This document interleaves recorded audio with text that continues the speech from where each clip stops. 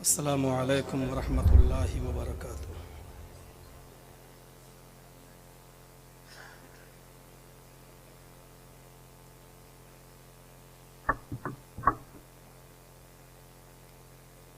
अल्हम्दुलिल्लाह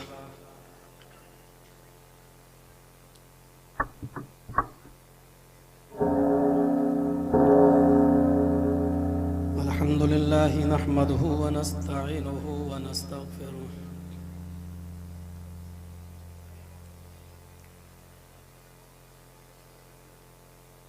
व नऊज़ु बिल्लाहि मिन शुरूरि अनफुसिना व मिन सय्यिआति अअमालिना।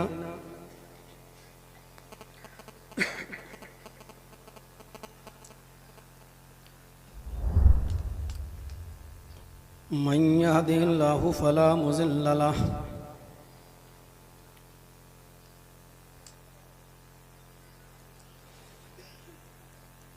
व मन युज़लिल्हु फला हादिय लह।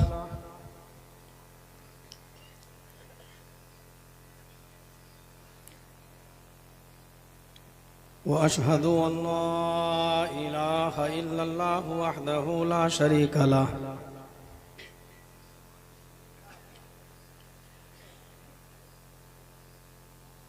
व अशहदु अन्न मुहम्मदन अब्दुहु व रसूलुहु।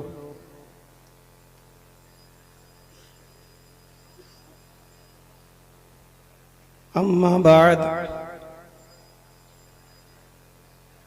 फ़इन्न खैरल हदीस किताबुल्लाह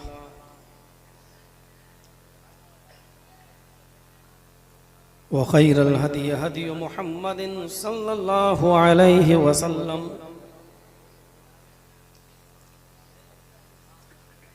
व शर्रिल उमूरि मुहदसातुहा व कुल्लु मुहदसतिन बिदअह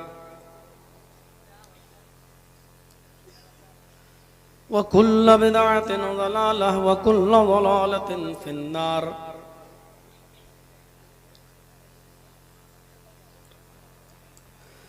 अऊज़ु बिल्लाहि मिनश शैतानिर रजीम।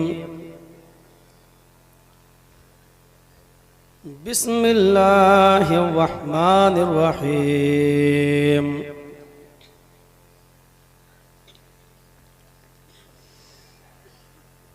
या अय्युहन्नासु इत्तक़ू रब्बकुम इन्न ज़ल्ज़लतस साअति शैउन अज़ीम। यौम तरौनहा तज़हलु कुल्लु मुर्ज़िअतिन अम्मा अर्ज़अत व तज़अु कुल्लु ज़ाति हम्लिन हम्लहा व तरन्नास सुकारा व मा हुम बिसुकारा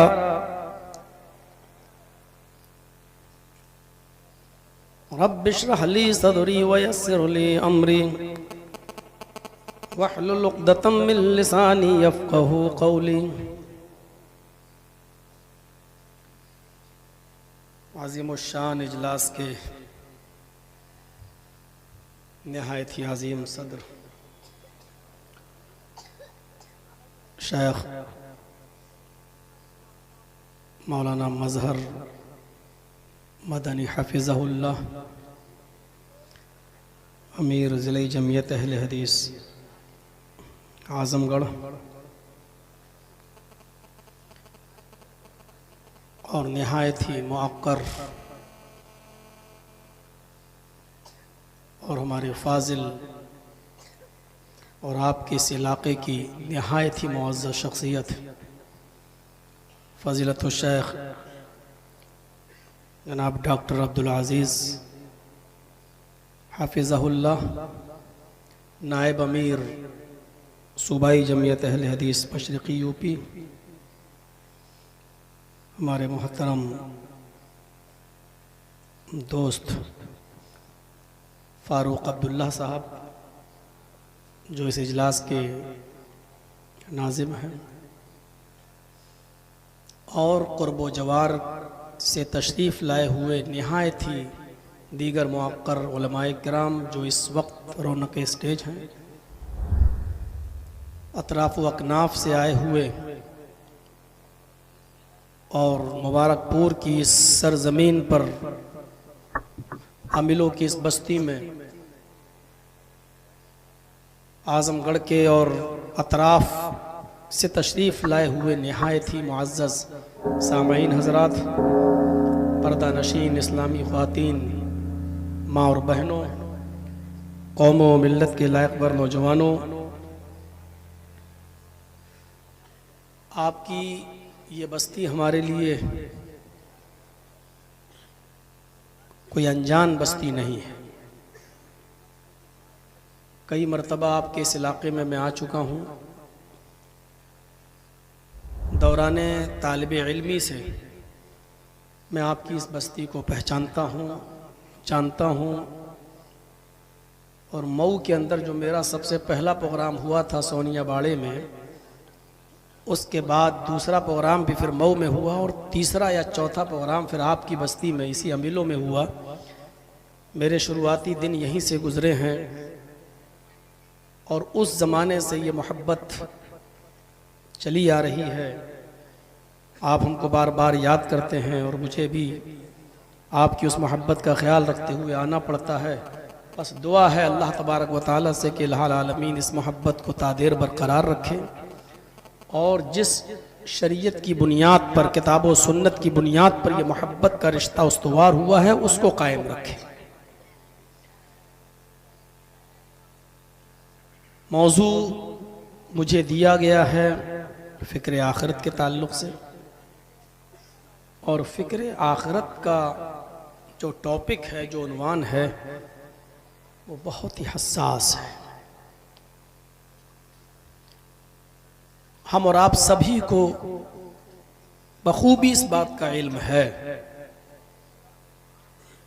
कि हम जिस मौजूदा दुनिया में सांस ले रहे हैं ये आरजी है, वक्ती है, और हम धीरे धीरे रफ्ता रफ्ता उस मंजिल की तरफ सफर कर रहे हैं जो दायमी है, जो कभी खत्म नहीं होगी। हम और आप जिस ट्रेन पर बैठे हुए हैं और सफर कर रहे हैं, उस ट्रेन का आखिरी स्टॉपेज कब्रिस्तान है। दूसरे अल्फाज में कह लीजिए, दूसरे लफ्जों में मौत है। बस ये एक अलग बात है कि किसी की स्टेशन 2 दिन पहले आ जाती है और किसी की स्टेशन 2 दिन के बाद। मंजिल सबकी वही है, आखिरी स्टॉपेज सबका वही है। और इसीलिए अल्लाह तबारक व तआला ने जनाब मोहम्मद रसूलुल्लाह सल्लल्लाहु अलैहि वसल्लम को मुखातब करते हुए फरमाया था, वलल आखिरतु खैरुल लका मिनल ऊला। ऐ मोहम्मद सल्लल्लाहु अलैहि वसल्लम, आपके लिए आखिरत की जिंदगी दुनिया की जिंदगी से बेहतर है। हदीस की किताबें अगर हम और आप पढ़ें और उसका मुताला करें तो बहुत सी जगहों पर आपको ये मिलेगा कि आखिरत की जिंदगी के मद्दे मुकाबिल दुनियावी जिंदगी की हैसियत सिर्फ समंदर में डाली गई उस सुई के बराबर है, जो सुई समंदर में डालने के बाद अपने साथ जो पानी का कतरा लेकर उठती है, यह है दुनियावी जिंदगी।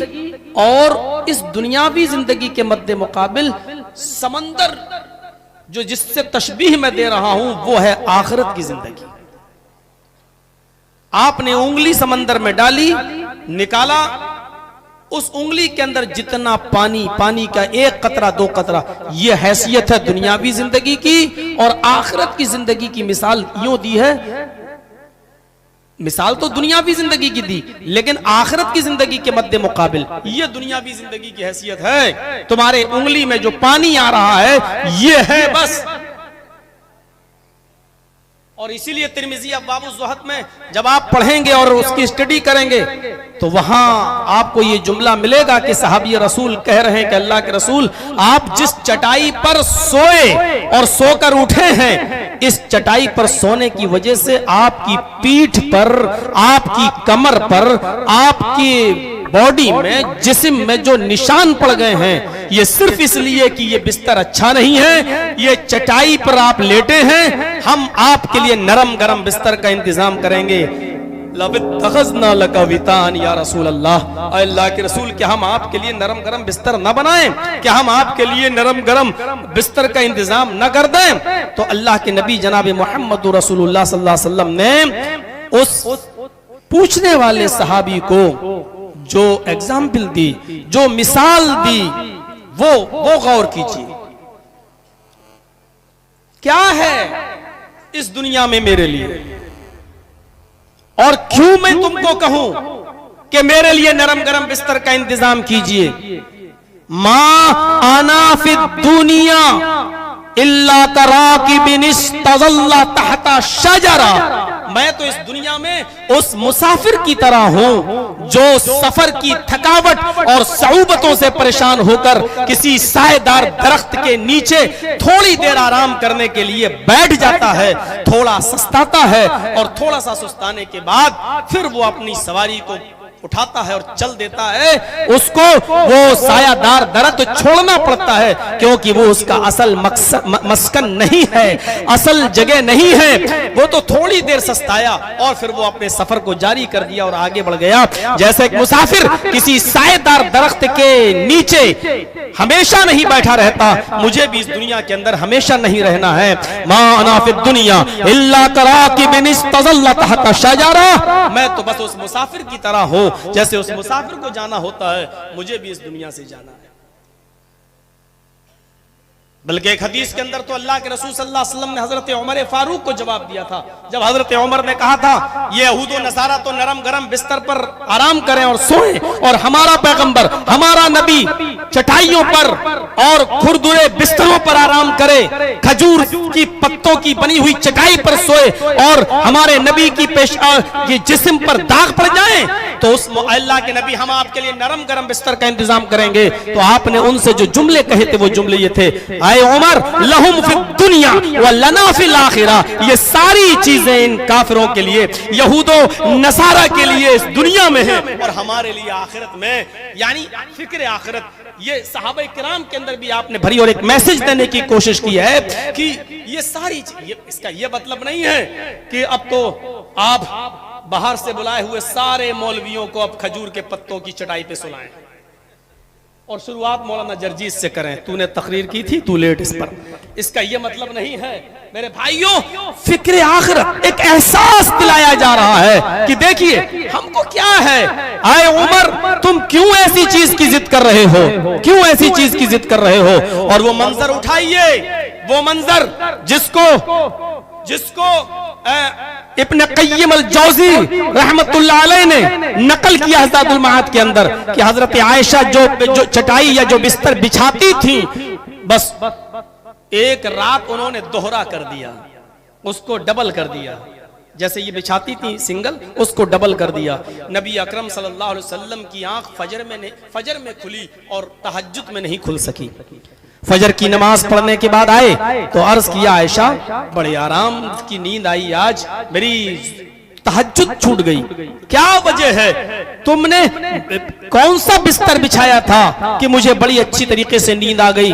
तो फरमाया, आए अल्लाह के रसूल, आए मेरे सरताज, कोई नई चीज नहीं थी, वही बिस्तर मैंने बिछाया था, बस फर्क इतना था कि मैंने खेरे की जगह डबल कर दिया ताकि थोड़ा सा नर्म हो जाए।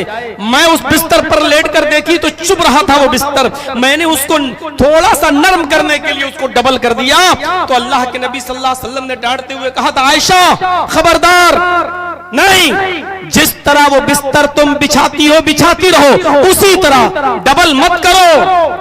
मैं नहीं चाहता हूं कि मुझे इतनी नींद आ जाए और इतना आराम से मैं सो जाऊं कि फिर रात को उठकर अपने रब को याद न कर सकूं, मैं अपने परवरदिगार की इबादत न कर सकूं, मैं अपने रूठे हुए रब को मना न सकूं। मुझे वही बिस्तर चाहिए जो पहले बिछता था। फिक्र आखिरत जोड़ रहे हैं। इन वाकयात की रोशनी में हम कहां खड़े हैं? हम तसव्वुर करें, तकरीरें जो होती हैं, माफ कीजिएगा, जबरदस्ती किसी को नमाजी बनाने के लिए और रोजादार बनाने के लिए नहीं होती हैं, बल्कि एहसास दिलाने के लिए होती हैं। फिक्र को, ये सारी बातें आप सुनते ही रहते हो, जानते, सिर्फ ईमान ताजा किया जाता है कि जो चीज भूल गए हो उसको असरे नो याद करो। इन वाकयात की रोशनी में हर मुसलमान जो यहां बैठा हुआ है सोचे हम कहां खड़े हैं। इन वाकयात की रोशनी में हम तसव्वुर करें कहां खड़े हैं हम। इमाम बुखारी के अंदर एक वाक़या नकल करते हैं। नबी अकरम जनाब मोहम्मद रसूलुल्लाह सल्लल्लाहु अलैहि वसल्लम ने कौम बनी इसराइल के एक आदमी का वाक़या बयान किया है। फरमाया, तुमसे पहले बनी इसराइल में एक शख्स ऐसा था,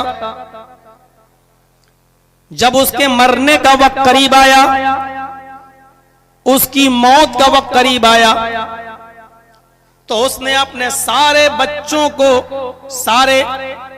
को अपनी औलाद को एक जगह जमा किया और मरने से पहले अपने बच्चों को वसीयत करता है, आए मेरे बेटो, जब मेरी रूह कब्ज़ से उनसुरी से परवास कर जाए, जब मेरा इंतकाल हो जाए, जब मैं मर जाऊं, मेरी रूह मेरी बॉडी को छोड़ दे, तो तुम मुझे कब्र के अंदर दफन न करना, बल्कि मेरे जिस्म को जला देना, मेरी बॉडी को आग के हवाले कर देना, नजर आतिश कर देना।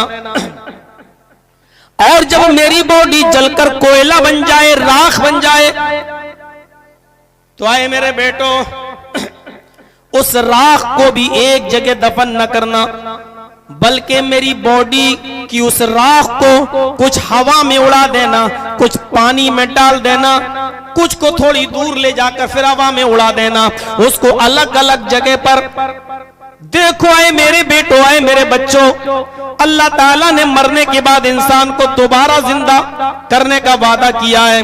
अगर उसने मेरी बॉडी के पार्ट्स को इकट्ठा करके अगर मुझे दोबारा जिंदा कर दिया, तो तुम जानते हो कि मैं कितना गुनाहगार हूं, कितना बड़ा पापी हूं, कितना बड़ा जालिम हूं। मेरी लाश को अगर उसने इकट्ठा करके, पार्ट्स को इकट्ठा करके अगर दोबारा जिंदा कर दिया, तो फिर मेरी शामत, मेरा क्या हाल होगा, ये तुम अच्छी तरीके से जानते हो। इसलिए मेरी बॉडी को जला देना और राख को हवा में उड़ा देना और पानी के हवाले कर देना, ताकि अल्लाह ताला मेरी बॉडी के पार्ट्स को इकट्ठा न कर सके और दोबारा मैं जिंदा न हो सकूं।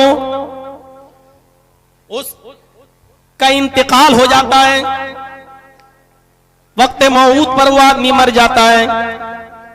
उसकी औलाद ने उसकी वसीयत के मुताबिक उसकी बॉडी को जला दिया।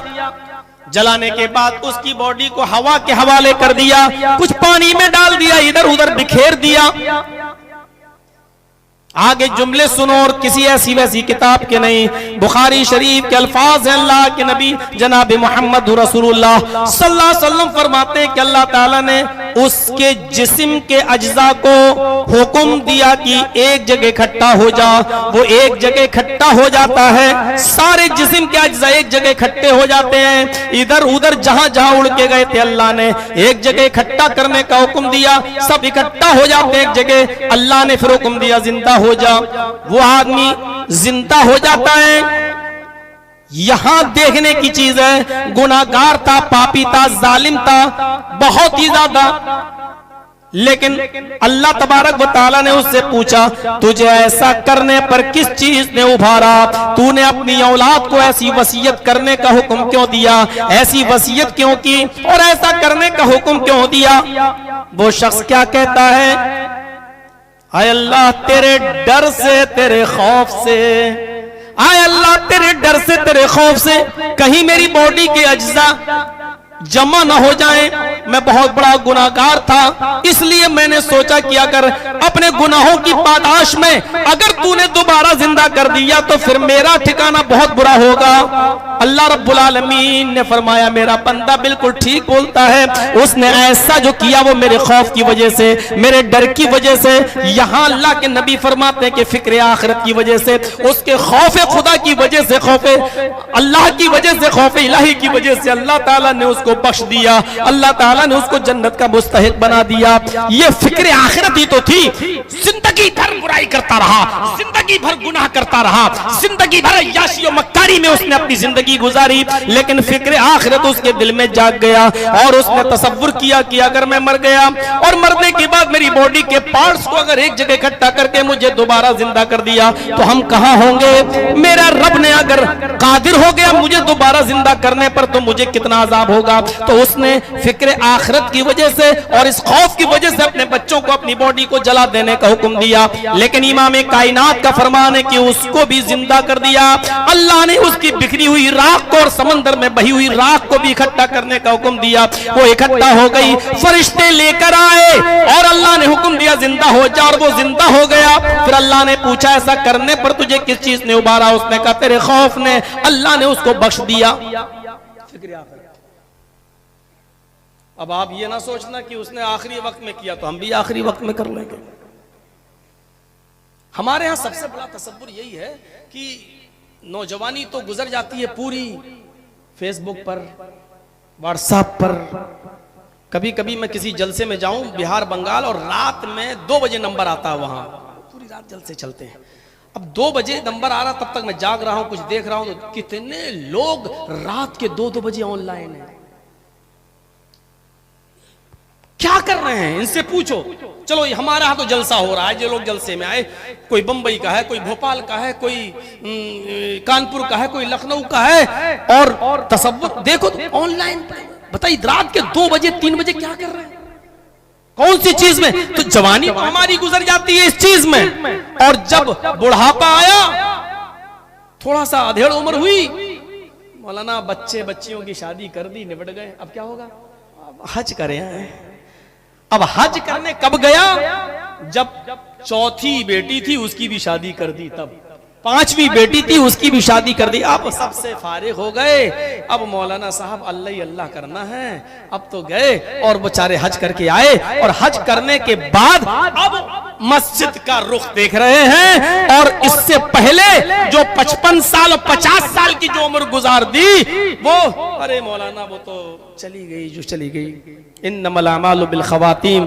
अल्लाह ताला ने, अल्लाह के नबी ने फरमाया उम्र अमाल का दारो मदार तो आखिरी उम्र से होता है। अब उम्र में तो मच, लेकिन उस चीज का क्या किया जाए कि हम नौजवानी के अंदर बाइक और मोटरसाइकिल से हम जा रहे हैं, अचानक गाड़ी फिसली और वहां से ट्रक आ गया और वो चढ़ गया मेरे ऊपर, और 18 साल का और 20 साल का वो जवान लड़का उसी वक्त मर गया। उससे पूछो मेरे भाइयों कि ये अचानक क्यों मरा? अरे ये क्या बात है, आप कैसा सवाल कर रहे हैं, अचानक क्यों मरा? अरे मौत लिखी थी। तो इसका क्या किया जाए? आप 60-70 साल का वेट कर रहे हैं, ये तो कभी भी आ सकती है। आपके इलाके ही के थे डॉक्टर रज़ाउल्लाह मोहम्मद इदरीस रहमतुल्लाह, अल्लाह उनकी कब्र को नूर से भर दे और करबड़ करबड़ चैन सुकून राहत नसीब फरमाए।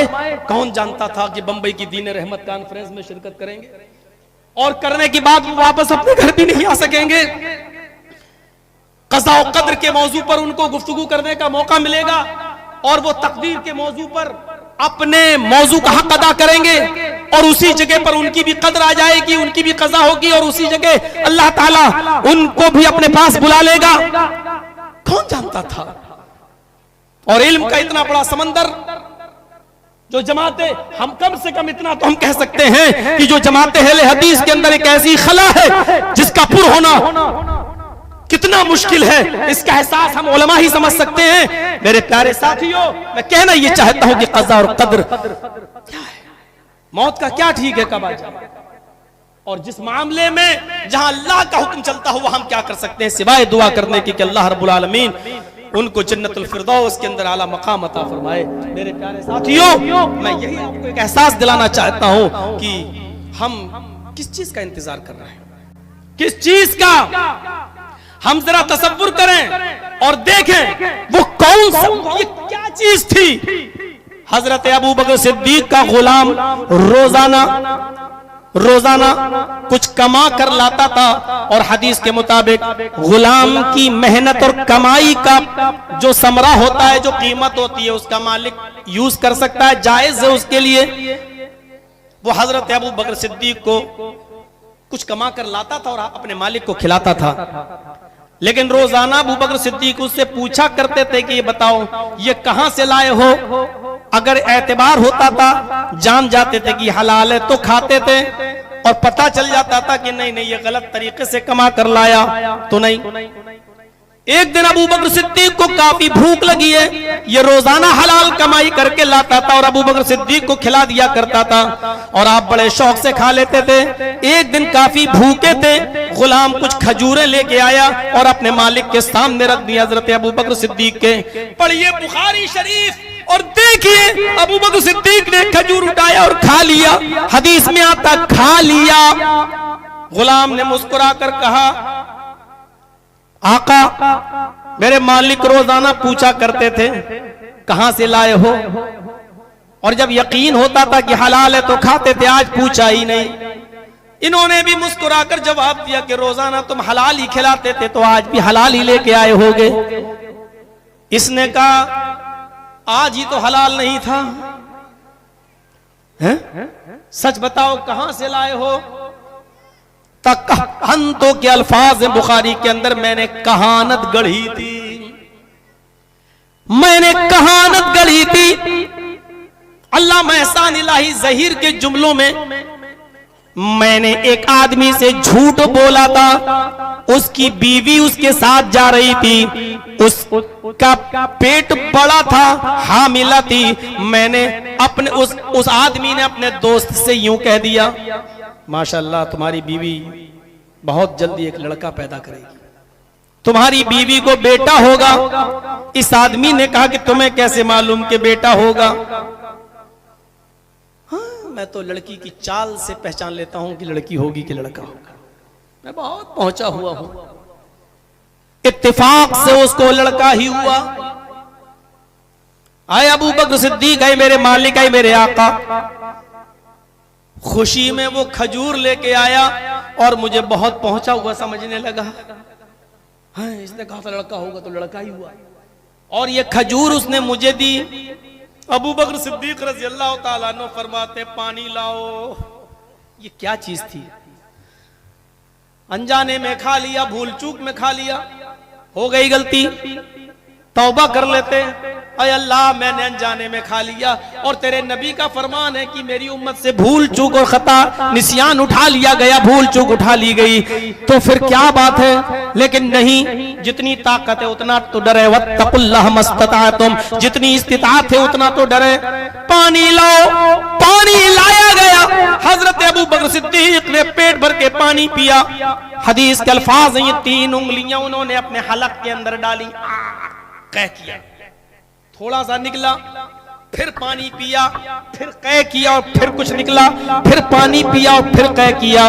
हदीस के अल्फाज तो ये है, उस वक्त तक वो कह करते रहे और पानी पीते गए, जब तक के यकीन गालिब नहीं हो गया कि जितनी खजूर मैंने खाई थी उतनी निकल गई होगी। इस वाक़े को हम कहां सुना रहे हैं, और इस वाक़े की रोशनी में हम कहां खड़े हैं? तसव्वुर कर। पूरी खजूर निकाल दी, और उसके बाद जो जुमले कहे वो जुमले ये थे कि जब कोई शख्स हराम का एक लुक़मा खाता है, जो शख्स हराम का एक लुक़मा खाता है, अल्लाह ताला उसके दिल के ऊपर एक सियाह नुक्ता बिठा देता है, एक सियाह नुक्ता रख देता है। अगर वो शख्स तौबा कर लेता है तो उस स्याही का नुक्ता मिट जाता है, वो स्याह नुक्ता खत्म हो जाता है।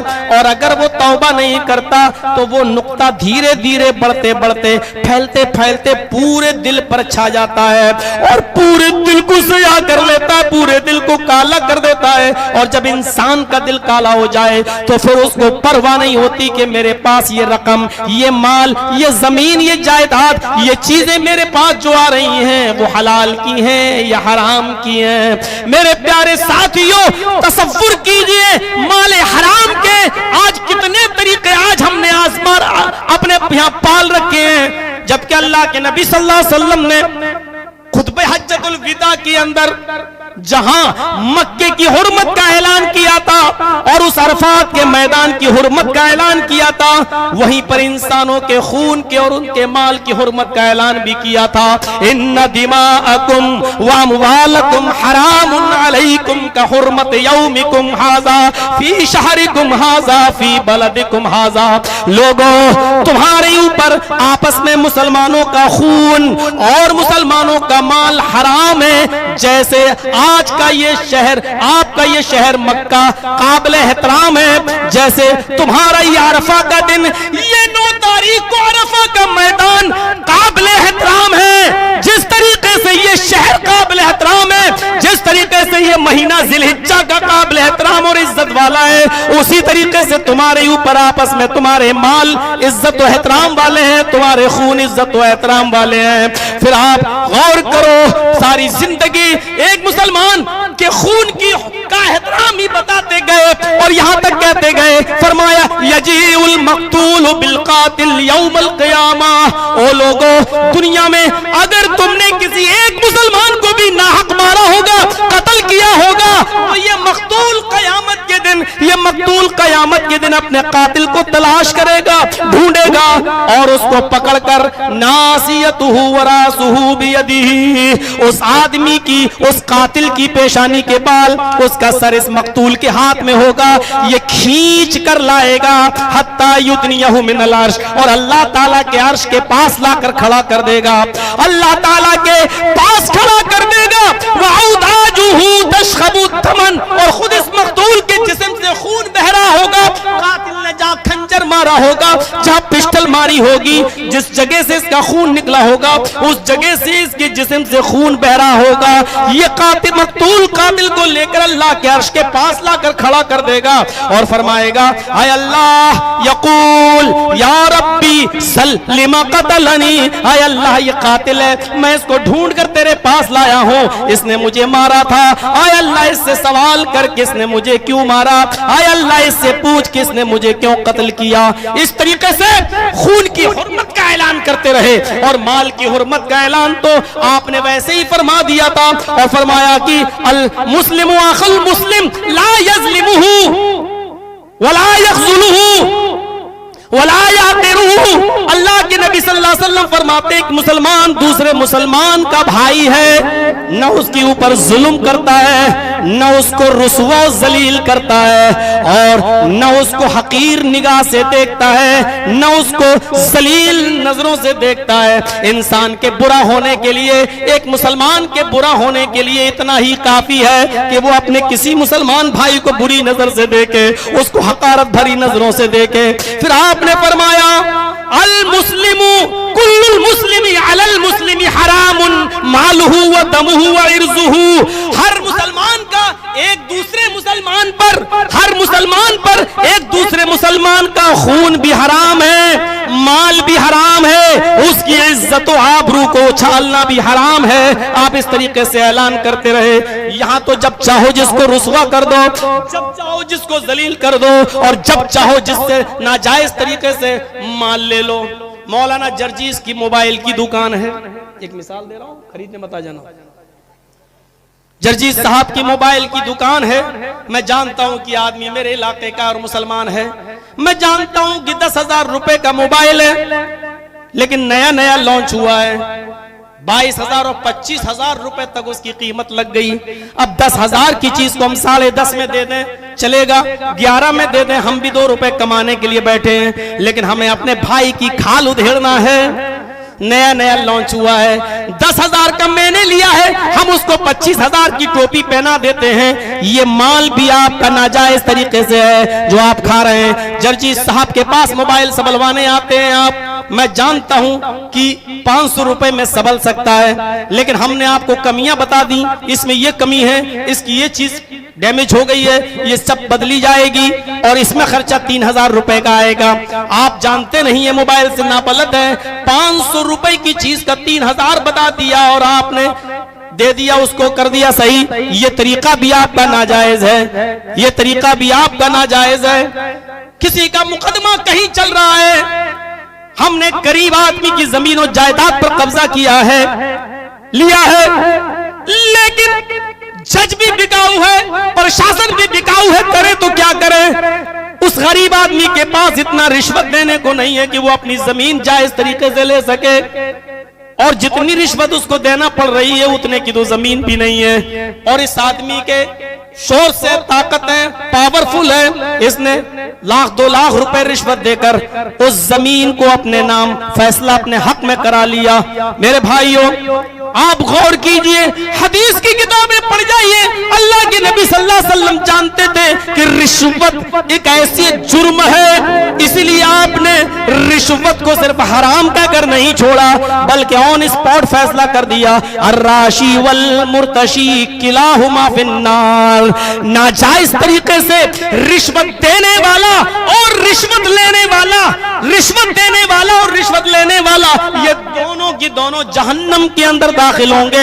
हराम हराम पर आप नहीं लाए और डायरेक्ट ऑन स्पॉट फैसला करते हैं कि राशि वल मुर्तशी किलाहुमा फिन्नार, क्योंकि रिश्वतों से किसी का जायज हक मारा जाता है और रिश्वतों से किसी के नाजायज हक को, हमारा नाजायज है मामला लेकिन जायज बनाया जा सकता है, और रिश्वत देकर ही किसी मजलूम को जालिम बना दिया जाए और जालिम को मजलूम बना दिया जाता है। इसलिए अल्लाह के नबी ने यहाँ कोई रू रियायत नहीं बरती, डायरेक्ट फैसला सुना दिया, राशि वल मुर्तशी किलाहुमा फिन्नार। रिश्वत देने वालों, रिश्वत देने से पहले सोच लो, और रिश्वत लेने वालों, रिश्वत लेने से पहले सोच लो।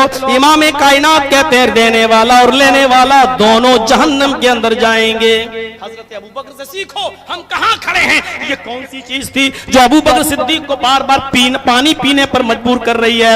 उंगली डालकर हलक के अंदर उंगली डालकर पेट से पानी के जरिए खजूर को बाहर निकालने पर कौन सी चीज मजबूर कर रही है। ये वही फिक्र आखिरत है, वही आखिरत का तसव्वुर है, वही फिक्र आखिरत है। मेरे भाइयों, इस मंजर को हम अपने सामने रखें और फिर अपने गरीबानों में झांक कर देखें कि हम कहां खड़े हैं।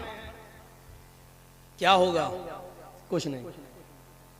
अभी सूरत हाल ये होगी कि जब जलसा खत्म होगा तो मस्जिद में हमें देखना पड़ेगा कि उतने लोग आए हैं या नहीं आए जितने रोजाना आते थे। और सुबह होकर आप पूछिएगा कि साहब आज फजर में नहीं दिखे। मौलाना साहब क्या बताएं, 2 बजे तो जलसा खत्म हुआ, थोड़ा लेटे तो आंख लग गई, नहीं उठ पाए।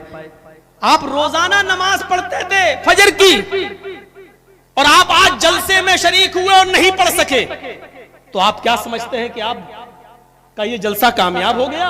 और आप क्या समझते हैं कि पूरा जलसा सुनकर आपने बहुत बड़ा तीर मार दिया? आपने जलसा सुना और जलसा सुनने की वजह से देर से सोए, और देर से सोने की वजह से आप फजर में नहीं उठ सके जबकि आम दिनों में उठ जाया करते थे, तो आप गुनाहगार हो रहे हैं। इस्लाम को ऐसे जलसों की जरूरत नहीं है। जलसों से नमाज की गर्मी लेकर उठो तब तो ठीक है। जो नमाज न पढ़ता था वो नमाज पढ़ने वाला बन जाए, जो पूरे हफ्ते सिर्फ जुमे नमाज पढ़ता था आज तकरीर सुनने के बाद वो फजर आज फजर शुरू कर दे और आज से ही शुरू कर दे, कामयाब हो रहे हैं। लेकिन यहाँ नमाजी अच्छा खासा जो पूरे हफ्ते नमाज पढ़ता रहा, फजर की नमाज जमात के साथ पढ़ता रहा, लेकिन 2 बजे वो सोया और फजर छूट गई, तो ये तो उल्टा नुकसान हो रहा है। जलसों का फिर फायदा क्या हो रहा है? मेरे भाइयों, हमें फिक्र बदलना पड़ेगी और सोच बदलना पड़ेगी। अबू हुरैरा मक्के से मदीना तशरीफ ले जाते हैं। यहां पर भी एक मंजर देखिए, अबू हुरैरा मक्के से मदीना तशरीफ ले जाते हैं। यहां मदीने के लोग बैठे हुए हैं और मदीने के लोगों ने देखा कि आज अबू हुरैरा तशरीफ लाए हैं। अबू हुरैरा रज़ियल्लाहु ताला अन्हु से कहने लगे, आए अबू हुरैरा, आए अबू हुरैरा, आज मुझे कोई ऐसी हदीस सुनाओ, आज मुझे कोई ऐसी हदीस सुनाओ जो तुमने डायरेक्ट जनाबे मोहम्मद रसूलुल्लाह से सुनी हो। बुखारी के सफ़हात पर यह मंजर देखा जा सकता है। आए अबू हुरैरा, मुझे कोई ऐसी हदीस सुनाओ जो आपने डायरेक्ट मोहम्मद रसूलुल्लाह सल्लल्लाहु अलैहि वसल्लम से सुनी हो। अबू हुरैरा रज़ी अल्लाह ताला अन्हु फरमाते हैं, लोगों आओ मैं तुम्हें एक हदीस सुनाता हूं, सुनो। वो हदीस मैंने डायरेक्ट अल्लाह के नबी से सुनी है। मेरे और अल्लाह के नबी के दरमियान कोई और मौजूद नहीं था। इतना कहा, इतना फरमाया और एक चीख मारी, तेज आवाज चीख निकली और बेहोश होकर जमीन के ऊपर गिर गए। लोगों ने पानी के छींटे मारे, उनको होश में लाया गया। अबू हुरैरा होश में आए। हाँ, तो मैं अर्ज ये कर रहा था, सुनो। और अबू हुरैरा रज़ी अल्लाह ताला अन्हु फिर बोले, गोया हुए कि लोगों तुम हदीस सुनना चाहते हो और वो हदीस सुनना चाहते हो जिसको मैंने अल्लाह के नबी से सुना। लोगों सुनो, मैं तुम्हें बताता हूं, एक ऐसी हदीस सुनाता हूं जिसको मैंने डायरेक्ट अल्लाह के नबी से सुना है। मेरे और अल्लाह के नबी के दरमियान कोई दूसरा शख्स मौजूद नहीं था। दूसरी बार भी इतना ही बोल सके और बोलने के बाद फिर एक चीख मारी, तेज आवाज निकली और इस आवाज के साथ फिर गशी तारी हुई और चक्कर आए और फिर जमीन के ऊपर गिर गए। तीसरी बार जब होश आया, तीसरी बार जब होश आया तो तीसरी बार फरमाया, हाँ लोगों सुनो, तुम कोई हदीस सुनना चाहते हो? हाँ अबू हुरैरा, तुम्हारी तबीयत ठीक नहीं है, तुम सुनाते हो, सुनाने से पहले ही बेहोश हो जाते हो, रहने दो। फरमाया सुनो, आज मैं तुम्हें एक ऐसी हदीस सुनाता हूं जिसको मैंने डायरेक्ट जनाब मोहम्मद रसूलुल्लाह सल्लल्लाहु अलैहि वसल्लम की जबान से सुना है। मेरे और अल्लाह के नबी के दरमियान कोई तीसरा शख्स मौजूद नहीं था, सिर्फ मैं था और जनाब मोहम्मद रसूलुल्लाह। और आप ये फरमा रहे थे, आए अबू हुरैरा, जहन्नम सबसे पहले 3 किस्म के लोगों से दहकाई जाएगी। जहन्नम में सबसे पहले 3 किस्म के लोग डाले जाएंगे। आए लोगों, जहन्नम में सबसे पहले 3 किस्म के लोग डाले जाएंगे। जहन्नम इन 3 लोगों से सुलगाई जाएगी। सबसे पहले उस शहीद को जहन्नम में डाला जाएगा, एक शहीद। दूसरा अमीर दौलतमंद जिसने दिखावा कर करके लोगों को दिखाकर रिया नमूद के साथ और तकब्बुर के साथ सदका और खैरात किया होगा, वो अमीर। और तीसरा आलिम कुरान, आलिम हदीस। ये 3 लोगों से जहन्नम सुलगाई जाएगी। आए अबू हुरैरा, उस शहीद ने अपनी जान तो दी होगी, उसने अपनी गले पर गर्दन पर तलवार तो चलवाई होगी, उसने अपना पेट तो फड़वाया होगा, मैदान जंग में जवां मर्दी से लड़ा तो होगा, उसने कुश्तों की कुश्ते बहाए तो होंगे, काफिरों को मार मार के उनके लाइनें सफेद तो बिछाई होंगी, लेकिन उसने रज़ा इलाही के लिए नहीं, एलाए कलिमतुल्लाह के लिए ऐसा नहीं किया होगा, बल्कि उसने ऐसा इसलिए किया होगा, कुश्तों के कुश्ते इसलिए बहाए होंगे ताकि लोगों से बहुत बड़ा बहादुर कहें, जवां मर्द कहें, तीरंदाज कहें। रिया और नमूद उसके अंदर थी, इसलिए अल्लाह ताला इस शहीद को जहन्नम के अंदर डालेगा, क्योंकि इसने एलाए कलिमतुल्लाह के लिए जंग नहीं लड़ी है। इस शहीद को जहन्नम में डाला जाएगा। दूसरे नंबर पर उस अमीर को जहन्नम में डाला जाएगा जिसने दिखावा कर करके लोगों में सदका और ज़कात और खैरात किया होगा। लो मैं इतना दे रहा हूं, मेरे पड़ोसी ने 10,000 दिया, मैं 15 दे रहा हूं। अच्छा उसने 15 दिया तो मैं 20 दे रहा हूं। मेरे भाइयों तसव्वुर कीजिए आप, अबू हुरैरा फरमाते हैं कि ऐसे शख्स को भी जहन्नम में डाल दिया जाएगा। फिर फरमाया, लोगों अल्लाह के नबी जब ये हदीस बयान कर रहे थे तो मैं नबी अकरम के पास मौजूद था, मेरे और नबी के दरमियान कोई तीसरा शख्स मौजूद नहीं था।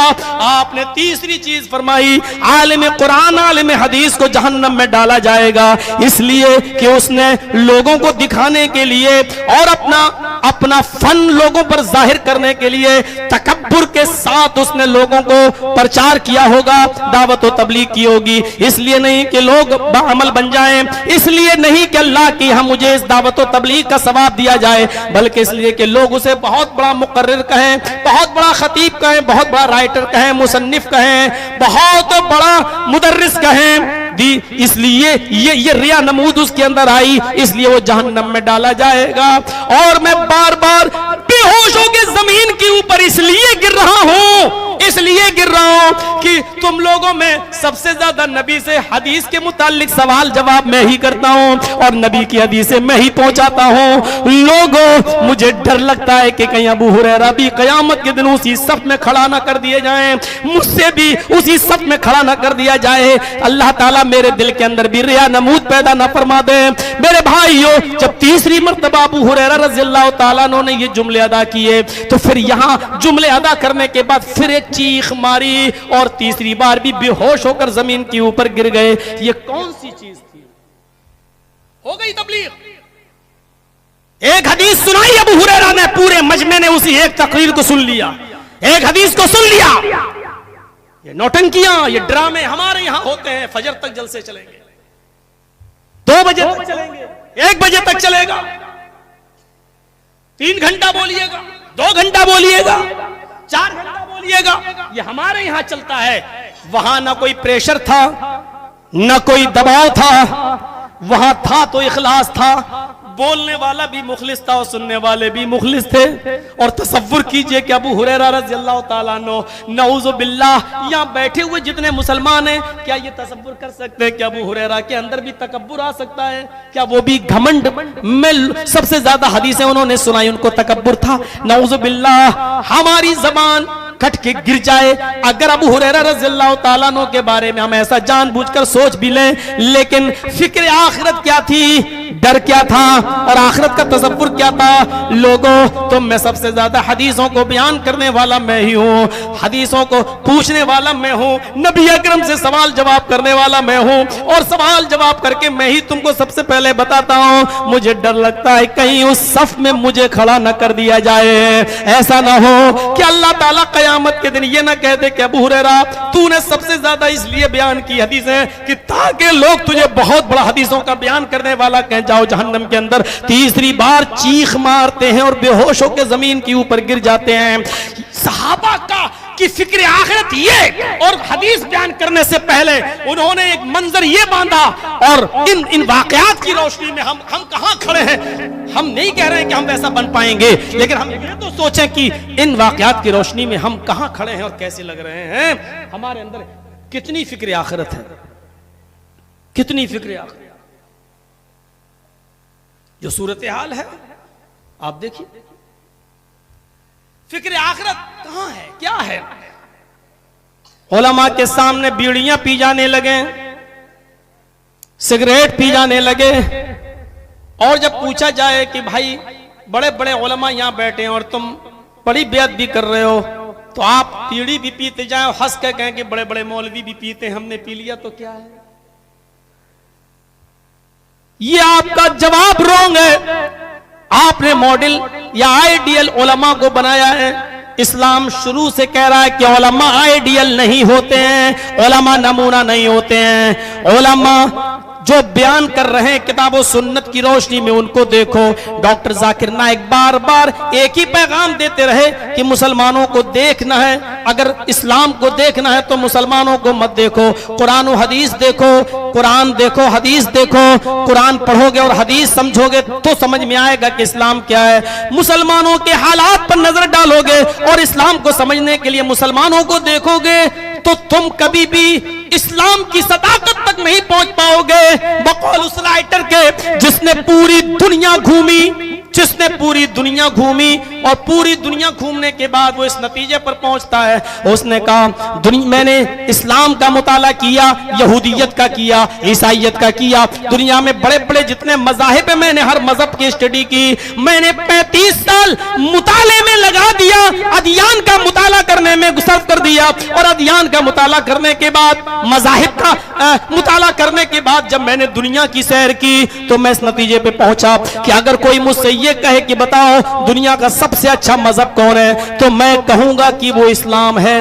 मैं कहूंगा कि वो इस्लाम है। लेकिन अगर पूछने वाला ये पूछे कि पूरी दुनिया की तुमने सैर की, तो ये बताओ दुनिया की तुम्हें सबसे बदतर कौम कौन सी नजर आई, तो मैं बरजस्ता ये कहूंगा कि सबसे बेहतर मजहब तो इस्लाम है, लेकिन दुनिया की बदतरीन कौमों में सबसे बदतर कोई कौम है तो वो कौम मुस्लिम है। मुझे उस राइटर के इस आइडियोलॉजी पर कोई एतराज नहीं है। उसने इस्लाम की तारीफ की है, इसलिए मुझे एतराज नहीं है। और बदतरीन कौम कौम मुस्लिम बताई है, मुझे इस पर भी कोई एतराज नहीं है, क्योंकि जमहूरियत इसी का नाम है। सच्चाई सुनो और सच्चाई सुनने का जज्बा अपने अंदर पैदा करो। यही जमहूरियत है, यही सेकुलरिज्म है। कितने पर्चे मेरे पास आए और कितनी बातें सुबह से कही, जबकि मौजू मुझे दिया गया फिक्र आखिरत, लेकिन फिर भी कचो के मारे गए। मौलाना साहब ऐसा ऐसा माहौल है, क्या किया जाए? सिर्फ आपकी बस्ती का नहीं, यह माहौल अब तकरीबन हिंदुस्तान के हर शहर का हो चुका। मौलाना साहब हमारे यहाँ की लड़कियां कॉलेज में जाती हैं पढ़ने, आजमगढ़, सठियाओं, इधर उधर कहां, और वहां गैर मुस्लिम लड़कों के साथ उनके अफेयर चल रहे हैं। कैंटीन पे बैठ के चाय पी जाती है। आप क्यों बांध रहे हैं मौलाना जर्जीस को? आपके इलाके की लड़कियां, आपने मौजू दिया होता बेपर्दगी, बेहयाई या इस्लाह मुआशरा, तो इस पर रोशनी डाली जाती। लेकिन ये सिर्फ सठियाओं का मामला नहीं है, आजमगढ़ का, मुबारकपुर का मामला नहीं है, ये अब हर शहर का एक रोना हो चुका है।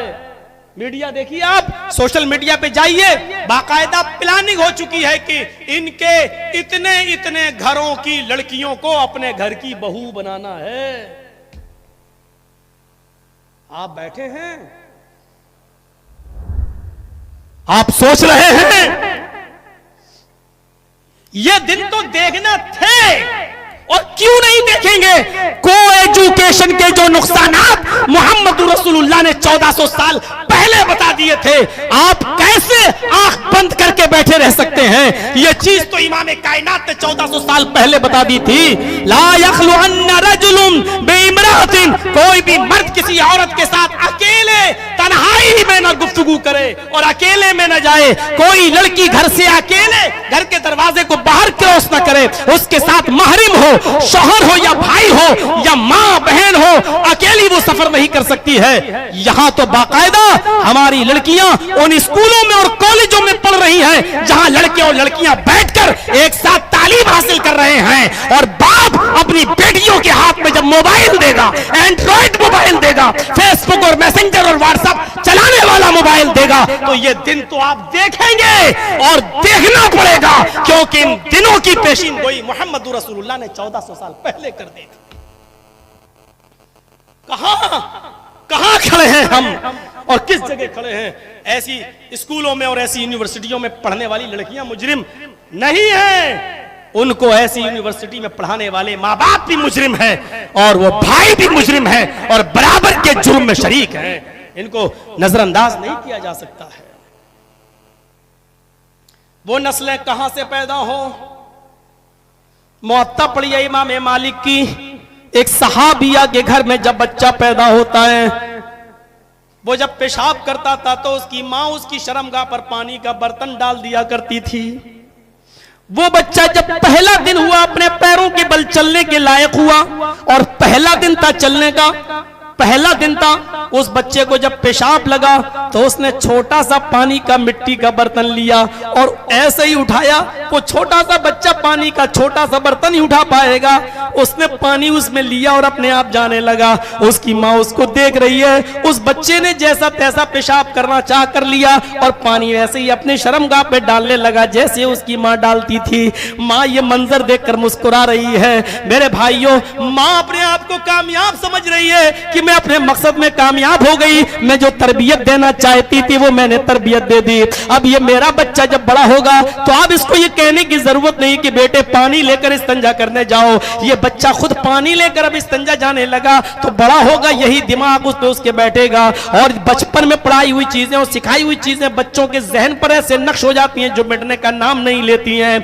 माँ अपने आप को कामयाब समझ रही है, हैप्पी बर्थडे मनाने वाले अपने आप को कामयाबी के कौन से महराज पे अपने आप को सवार किए हुए, बी और ए में जिनके बच्चों ने आज कर रखा है और पीएचडी जिनके बच्चों ने आज कर रखा है, और उनको भी देखो तो सारी पढ़ाइयां उन्होंने पढ़ ली है, लेकिन पैंट की चैन खोलकर आज सड़कों पर वो ऐसे पेशाब करते हैं कि कुत्ता भी पेशाब करता होगा तो उसको उससे ज्यादा तहजीब है, इसलिए कि वो एक पैर उठा लेता ताकि छींटे ना आए। हमारी ये पढ़ी लिखी नस्ल, ये को एजुकेशन में पढ़ने वाली नस्ल, ये अंग्रेजी तालीम के दिल दादा, माफ कीजिएगा, उससे भी बुरे तरीके से आज पेशाब कर रहे हैं कि पानी पेशाब के छींटे आ रहे हैं। मेरे भाइयों, मैं एजुकेशन को और मॉडर्न तालीम को बुरा नहीं कह रहा हूं, नजरियात अपने बदलिए, लड़कियों को ऐसे स्कूल में भेजिए या ऐसे कॉलेजेस में भेजिए जो सिर्फ लड़कियों से ताल्लुक रखता हो और जहां बाकायदा आपका एहतिमाम हो, भाई छोड़ने जाता हो भाई लेने आता हो, जहां को एजुकेशन होगी,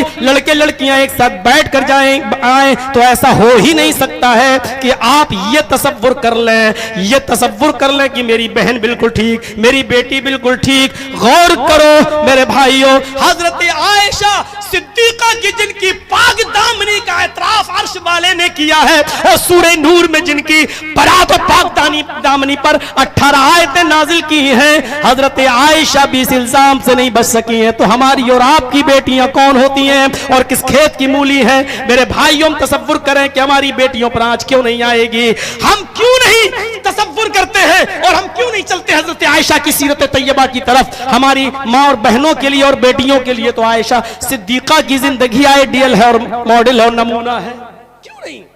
कहां हम पड़े हैं और कहां हम जा रहे हैं? मेरे प्यारे साथियों, जरा तसव्वुर करें आप, ये कौन सा जज्बा था और अबू बकर सिद्दीक को ये कौन सी चीज यहां तक ले आई। अल्लाह के नबी के पास बैठे हैं और बुखारी शरीफ का ये मंजर, ये चैप्टर है, आप देखिए बुखारी शरीफ के सफात पर ये मंजर देखा जा सकता है। उदास है, कहा अल्लाह के नबी आज मुझे आपसे कुछ सीखना है। क्या सीखना है? कहा अल्लाह के रसूल मुझे कोई ऐसा वजीफा बताओ, कोई ऐसी दुआ बताओ जिस दुआ को पढ़कर, जिस वजीफे को पढ़कर मैं अपने गुनाहों की माफी अल्लाह तबारक व तआला से कर सकूं, मांग सकूं। कौन? अबू बकर सिद्दीक। अबू बकर सिद्दीक और गुनाह सोचा जा सकता है, लेकिन यही तकवा है और यही फिक्र आखिरत। अरे अल्लाह के नबी मुझे बताइए कोई ऐसी दुआ कि जिससे मैं अपने गुनाहों की माफी अल्लाह ताला से मांगता रहूं।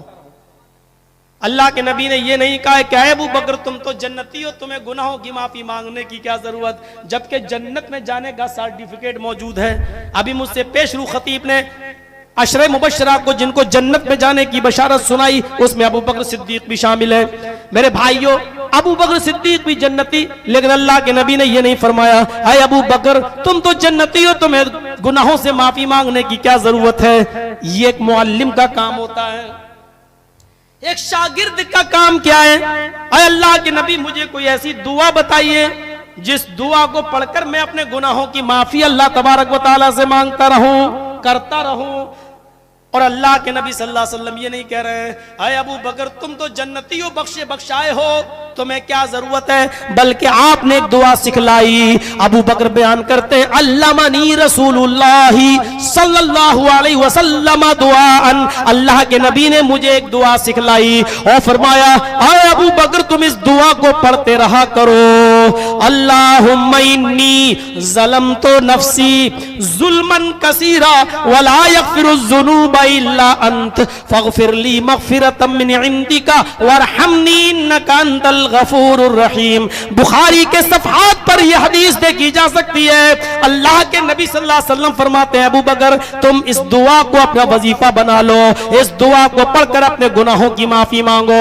अल्लाहुम्मा इन्नी ज़लमतु नफ्सी ज़ुल्मन कसीरा, आय अल्लाह मैंने अपने आप पर, मैंने अपने नफ्स के ऊपर बहुत ही ज्यादा जुल्म किया है, मैंने अपने आप पर अपने नफ्स के ऊपर बहुत ही ज्यादा जुल्म किया है। वला यगफिरुज़्ज़ुनूब इल्ला अंत, और मेरे इन गुनाहों को तेरे अलावा कोई माफ नहीं कर सकता।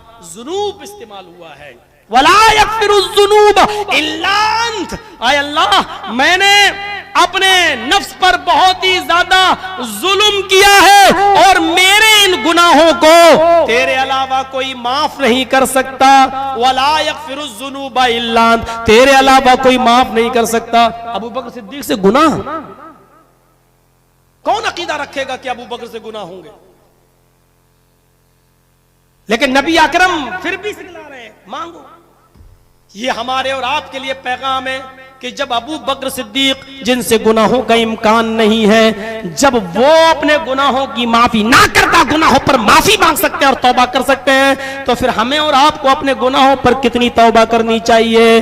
अल्लाहुम्मा इन्नी ज़लमतु नफ्सी ज़ुल्मन कसीरा, और ये नहीं कह रहे हैं कि मैंने जुल्म किया, ज़ुल्मन कसीरा, बहुत ज्यादा जुल्म। ये नहीं कह रहे कि मैंने गुनाह किया, बहुत ज्यादा गुनाह।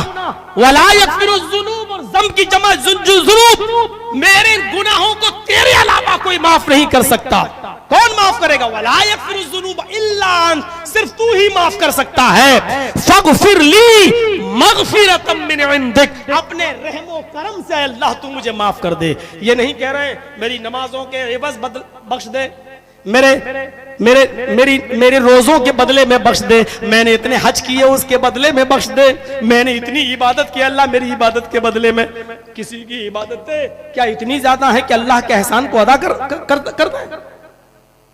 पूरी बॉडी तो छोड़ो, पूरा जिस्म तो छोड़ो, ये दो आंख है ना, एक आंख के एहसान को अगर तराजू के एक पल्ले पर रख दिया जाए और हमारी और तुम्हारी पूरी जिंदगी की इबादतें तराजू के एक पल्ले पर रख दी जाए, तो सारी जिंदगी की इबादतें मिलकर भी अल्लाह के एक आंख जो दी है उसका भी एहसान अदा नहीं कर सकती। तो हमारी इबादतें तो हमें नहीं बख्शवा सकती हैं। आए अल्लाह, तेरा रहमो करम, तेरी रहमत, तेरी मगफिरत और तेरी नजरे करम अगर हमारे ऊपर न हुई तो हमें कोई माफ नहीं कर सकता है। आए अल्लाह, मुझे अपने रहमो करम से, अपने नजरे करम से बख्श दे। इन्नका अंतल गफूरुर रहीम, तू बहुत ही ज्यादा बख्शने वाला, तू बहुत ही ज्यादा रहम करने वाला है। ये अबू बकर सिद्दीक को किसने, कौन सी चीज ये दुआ मांगने पर मजबूर कर रही है? वही फिक्रे आखिरत। अच्छा, वो जानते थे, एक सहाबी अल्लाह के नबी सल्लल्लाहु अलैहि वसल्लम के पास आए, इस्लाम लाए और इबादत में लग गए। अल्लाह के नबी ने उनको खैर बरकत की दुआ दी, उनके पास बड़ा माल आने लगा, बड़ी फराखी होने लगी। अब वो सोचने लगे कि या अल्लाह, ऐसा तो नहीं हो रहा है कि मैं जो नमाजें पढ़ने लगा, इबादत कर रहा हूं, अल्लाह ताला कहीं ऐसा तो नहीं कि हमारी इबादतों का बदला हमें इसी दुनिया में दे रहा हो और आखिरत में हमें महरूम कर दे। दोबारा अल्लाह के नबी के पास आए और कहने लगे, अल्लाह के रसूल, मुझे नहीं चाहिए दुनिया में ये माल, ये दौलत, कहीं ऐसा तो नहीं कि मेरी इबादतों का इनाम अल्लाह मुझे दुनिया में दे रहा हो और आखिरत में महरूम कर दे। हाय अल्लाह के रसूल, मेरे लिए दुआ कीजिए, अल्लाह मुझे दुनिया में ना दे, आखिरत में मुझे इन इबादतों के बदले में अल्लाह और अपने रहमो करम से मुझे बख्श दे, मुझे दुनिया में नहीं चाहिए। अच्छा, सोच क्या थी? उनको थोड़ा सा मिलने लगे, कहीं ऐसा तो नहीं मेरी इबादतों का बदला मिल रहा है, और हमें मिलने लगे, अल्लाह ने मेरी सुन ली, अब और पढ़ेंगे। और सोच दूसरी क्या है? मौलाना पता नहीं इतनी दुआ कर रहा हूं, अल्लाह कुछ दे ही नहीं रहा। मौलाना आप भी दुआ करिए मेरे लिए, मैं तो बहुत दुआ करता हूं। पांच, हमारी शिकायत यह है कि हम इबादत करते हैं, हमें कुछ मिल ही नहीं रहा है। उनकी शिकायत क्या थी? कितनी चेंजिंग आ चुकी है, कितनी चेंजिंग हमारे अंदर। उनकी शिकायत क्या थी? आय अल्लाह, कहीं दुनिया ही में तो तू मुझे मेरी इबादतों का हिसाब और किताब और सवाब तो नहीं दे रहा है, आखिरत में कहीं तू मुझे महरूम ना कर दे। हमारी सोच ये है। और मैं ऐसे शख्स को जानता हूं, उसका घर बेचारा लुट गया, बर्बाद हो गया, गुजरात का है, वो जा चुका हूं वही हादसे में। और जब मैं गया तो मैंने कहा, भाई पहले तो तुम 5 टाइम की नमाज पढ़ते थे। नहीं पढ़ता हूं अब। मैंने सवाल भी नहीं किया। मैंने कहा, यार तुम तो बहुत प्रोग्राम कराते थे मेरे। नहीं कराऊंगा। मैंने कहा यार बौखला क्यों रहे हो, क्या बात है? बस ऐसे ही मौलाना साहब आइए चाय पीजिए।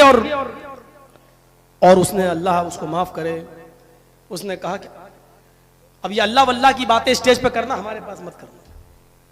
और ये वो शख्स था जिसने उंगली पकड़ पकड़ कर मुझे स्टेज पे ले गया और प्रोग्राम कराए मेरे। क्यों? कहने लगा इतना बड़ा हादसा, मैं नमाज पढ़ता था, तहज्जुद भी पढ़ता था, क्या किया अल्लाह ने? पूरा घर, मेरी बीवी मारी गई, मेरे बच्चे मारे गए, मेरी लड़कियों के साथ रेप हुए, क्यों नहीं हिफाजत की अल्लाह ने? दिमाग घूम गया उसका, दिमाग घूम गया उसका, जहन चला गया इस तरफ। और दो जुमले जो मैंने समझाए तो डांट मुझी को सुनना पड़ी, और डर था कि अब तीसरी चौथी मर्तबा कुछ कहूं तो मुझी को गाली न देने लगे। मौका और महल देख कर ना बात करनी चाहिए। इज्जत इसी में थी कि उसकी चाय पियो, चले आओ बस वापस। फिर हमने उसको कुछ नहीं कहा, लेकिन तकरीर में मैंने उस वक्त मैंने इसका जिक्र किया, नाम उसका भी नहीं लिया वहां पर। लेकिन आज की तारीख तक वो आदमी अपने आप को अभी तक चेंज नहीं कर सका, और 5 वक्त की नमाज तो छोड़ो, अब जुमे तक की नमाज नहीं पढ़ता है वो आदमी। चला गया इस तरफ। हमारी ज़हनियतें क्या हो गई हैं? हम किसी चीज को इब्तिला और आजमाइश पर महमूल क्यों नहीं करते हैं? ये अल्लाह की तरफ से एक आजमाइश भी तो हो सकती है। और तुम तो इतनी सी बात लिए बैठे हो। यह हमारी सोच ही है। वहां जंग बदर जिस दिन फतह और कामयाबी का डंका बजता है, और सहाबा किराम जंग बदर में बदर की फतह पर जश्न मना रहे हैं, यानी खुशी का माहौल है, नबी अकरम के चेहरे पर भी मुस्कुराहट है। इसी जंग बदर में बदर के मकाम पर एक सहाबी दौड़ते हुए आते हैं और कहते हैं, आए अल्लाह के नबी सल्लल्लाहु अलैहि वसल्लम, ज्यादा जश्न मत मनाइए, आप खुशियां मना रहे हैं, जंग बदर में आपको काफिरों पर फतह नसीब हो गई है, लेकिन अल्लाह के रसूल, आपकी बेटी उस्मान गनी की बीवी रुकैया इस दारे फानी से कूच कर गई हैं। रुकैया इस दारे फानी से कूच कर गई हैं। हजरत रुकैया का इंतकाल हो गया है। मेरे प्यारे साथियों, जरा गौर करो, जिस दिन पहली जंग अजीम जंग बदर में जो पहली कामयाबी मिली, और जिसका भी जश्न का खुमार उतरा भी नहीं था, फतह और कामयाबी के अभी कसीदे पढ़े जा रहे थे, तारीफ हो रही थी अल्लाह की, ये खुशी का माहौल था। और इसी दिन ये खबर मिलती है आपकी बेटी का इंतकाल हो गया। लेकिन जनाब मोहम्मद रसूलुल्लाह सल्लल्लाहु अलैहि वसल्लम अपनी बेटी को मिट्टी देते जा रहे हैं, और सिवाय ज़बान से ये जुमले और इनके अलावा कुछ नहीं, इन्ना लिल्लाहि व इन्ना इलैहि राजिऊन। मेरे प्यारे साथियों, जरा गौर करो, नबी अकरम सल्लल्लाहु अलैहि वसल्लम ने आज़माइशों में पूरा उतरने की तरफ इशारा किया है। ये देखो, गम के पहाड़ मेरे ऊपर भी तोड़े जा रहे हैं, तुम्हारे ऊपर भी ये गम आ सकते हैं। और कुरान करीम की वो आयत उठाओ जिसमें सब्र करने वालों के लिए बशारत की खबर सुनाई गई, जन्नत की बशारत दी गई है। वला नब्लुवन्नकुम बिशैइन मिनल खौफि वल जूअ व नक्सिम मिनल अमवालि वल अनफुसि वस समरात व बशिरिस साबिरीन। और हम तुमको आजमाएंगे खौफ डालकर, भूखा मारकर, व नक्सिम मिनल अमवालि वल अनफुस, तुम्हारे मालों में नुकसान करके और तुम्हारी जाने लेकर, व समरात, तुम्हारी खेतियां, तुम्हारे फल फ्रूट, तुम्हारे ये बागीचे, इन तमाम को बर्बाद करके भी हम तुम्हें आजमाएंगे। व बशिरिस साबिरीन, आए मेरे नबी, इन तमाम मुसीबतों में मेरे जो बंदे सब्र कर ले उनको जन्नत की बशारत सुना दो, उनको जन्नत की खुशखबरी सुना दो। मेरे प्यारे भाइयों, जरा हम यहाँ पर गौर करें कि वो कौन सी चीज थी, वो कौन सी चीज थी। ये भी बुखारी के अंदर ये मंजर देखा जा सकता है कि एक लड़की मजबूरी की मारी हुई, आजमाइशों में मुब्तला, शौहर बीमार पड़ा है, बच्चों के दाने दाने के मोहताज, अपने चचेरे भाई के पास आती है और कहती है, क्या है मेरे चचेरे भाई, दुखों की मारी हुई तेरी बहन तेरे पास आई है, मजबूरी की मारी हुई तेरी बहन तेरे पास आई है, तुम्हारे बहनोई की तबीयत खराब है, बिस्तर पर लेटे हुए हैं, तुम जानते हो, फिर तुम मेरी मदद क्यों नहीं करते हो? थोड़ी सी मेरी मदद कर दो ताकि तुम्हारे भांजे कुछ खा ले, तुम्हारे बहनों ही के लिए मैं कुछ ला सकूं। और आज वो चचेरा भाई अपने दिल के फफोले जो सीने में चल रहे थे वो निकाल कर पेश करता है, अपने दिल का दर्द पेश करता है और कहता है कि तुम मेरी चचेरी बहन हो, सगी बहन नहीं। चचेरी बहन के साथ इस्लाम में रिश्ता जायज है। मैं तुम्हारे लिए सपने देखा करता हूं, ख्वाब देखा करता हूं। मैंने बहुत मर्तबा कोशिश की कि तुमसे अपने प्यार और मोहब्बत का इजहार करूं, लेकिन अपने चचा की जिंदगी में मैं कुछ भी नहीं कर सका। और फिर एक दिन ऐसा आया, मैं तुम्हारे विसाल के लिए तरसता रहा, तुम्हारी मुलाकात के लिए तड़पता रहा। आए मेरी चचा की बेटी, मैंने जो ख्वाब देखे थे वो पूरे नहीं हो सके कि मेरे चचा का इंतकाल हुआ, लेकिन इंतकाल से पहले मेरे चचा ने तेरा हाथ किसी गैर के हाथ में दे दिया। अब तू उसकी बीवी बन गई। बहन कहती है कि मुझे इन तमाम चीजों के बारे में कुछ भी पता नहीं है। अगर ऐसी बात थी तो इस्लामी तरीके से तुम रिश्ते का पैगाम देते, मैं सोचती समझती और अपने वालिदैन से बात करती। लेकिन लड़के ने कहा, उसके चचेरे भाई ने कहा, मैं ये कुछ नहीं जानता। आज तुम मुसीबत में हो, परेशानी में हो, लेकिन मेरी मोहब्बत वही है, दिल में आग लगी हुई है। मैं तुमसे तन्हाई में मिलना चाहता हूं। आज की रात तुम्हें मेरे पास गुजारना पड़ेगी और उसके बाद हम तुम्हें जो तुम कहोगी, जितनी जरूरत तुम्हें होगी, मैं तुम्हारी जरूरत पूरी कर दूंगा। ये बेचारी बहुत कुछ सुनाती है, लेकिन लड़के के दिल पे कोई असर नहीं होता है। हम अपने आप को जरा देखें। आए नौजवान नस्ल, जरा गौर करो। आए कॉलेजेस में पढ़ने वाली मेरी बेटियों, मेरी बहनों, इस कौम की बच्चियों, जरा गौर करो। इस वाक़े को देखिए। वो भी एक औरत थी, कुछ बच्चों की मां भी बन चुकी थी, उसका बाप इस दुनिया में नहीं है। अपने शौहर के इलाज के खातिर, अपने बच्चों को खिलाने दाने पाने के खातिर वो अपने भाई के पास जा रही है। उसका भाई भी रिश्ते में सगा भाई नहीं है और वो एक रात में आने का सौदा कर रहा है। ये मजबूरी है, मैं क्या करूं? मेरा शौहर बीमार है, बच्चे दाने दाने के मोहताज हैं। इसने कुछ सोचा और सोचने के बाद ऐसे मौके पर जहन काम न किया, लेकिन इस औरत ने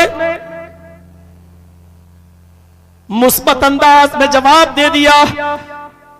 निगेटिव नहीं, पॉजिटिव जवाब देते हुए फरमाया, ठीक है। उसने कुछ दिरहम इस लड़की को, इस औरत को दे दिए। जाओ अपने शौहर की दवा लो, बच्चों को खिलाओ, रात में जो वादा किया उस वादे के मुताबिक तुम चली आना। शौहर बीमार था, नींद में सोया है, बच्चों को भी गहरी नींद में सुलाती है और जो वादा था उस वादे के मुताबिक ये जा रही है। दरवाजे को दस्तक देती है। ये नौजवान अपने दिल में ख्यालात पाले हुए हैं, माहौल बना हुआ है। आज हम बरसों पुरानी उस मोहब्बत के जिस्म के साथ खेलूंगा, आज हम खेलेंगे। ये वक्त मौऊद पर वहां पहुंचती है। ख्यालात में जो तस्वुरात उसने अपने जहन में बिठा रखे हैं वो बहुत आसानी से नहीं छूटे। बच्चों की मां बन गई, इसके बावजूद भी उसकी मोहब्बत उसके दिल से नहीं निकली। ये उसके करीब आता है, ये कांप रही है, इसके जिस्म के रोंगटे रोंगटे खड़े हैं, थर्रा रही है, चेहरे का रंग फक हो चुका है, सुर्खी आने लगी है। ये कहता है, अरे मैंने तो ऐसे ऐसे सपने देखे हैं, ख्वाब देखे, और तुम इतना डर रही हो। आगे के रास्ते कैसे तय होंगे? इतना डरोगी तो कैसे काम चलेगा? आओ, अभी तो तुम्हें बहुत कुछ मुझे नवाजना है और तुम्हारे शौहर और तुम्हारे बच्चों को मुझे देखना है। झट से हाथ पकड़ता है, अपने बिस्तर की तरफ खींचता है। इस औरत ने अपने चचेरे भाई का हाथ पकड़ के झटक दिया, आंखों में आंसू हैं, चीखते हुए कहती है, इत्तकिल्लाह या इब्नाम, इत्तकिल्लाह या इब्नाम। आए मेरे चचा के बेटे, आए मेरे भाई, अल्लाह से डर जा, आए मेरे भाई, अल्लाह से डर जा। जरा गौर करो कि इसने रिश्ता कौन सा जोड़ा है और अपने उस भाई को, जो इसका सगा भाई नहीं, चचाजाद भाई था, जो अपने तसव्वुरात की दुनिया में कहीं और मगन था, कैसे कैसे सपने आज की रात के बारे में सोच रखे थे। मेरे भाइयों, जरा तसव्वुर करो, उसके कान में यह आवाज जाती है, इत्तकिल्लाह या इब्नाम। आए मेरे चचा के बेटे, अल्लाह से डर जा।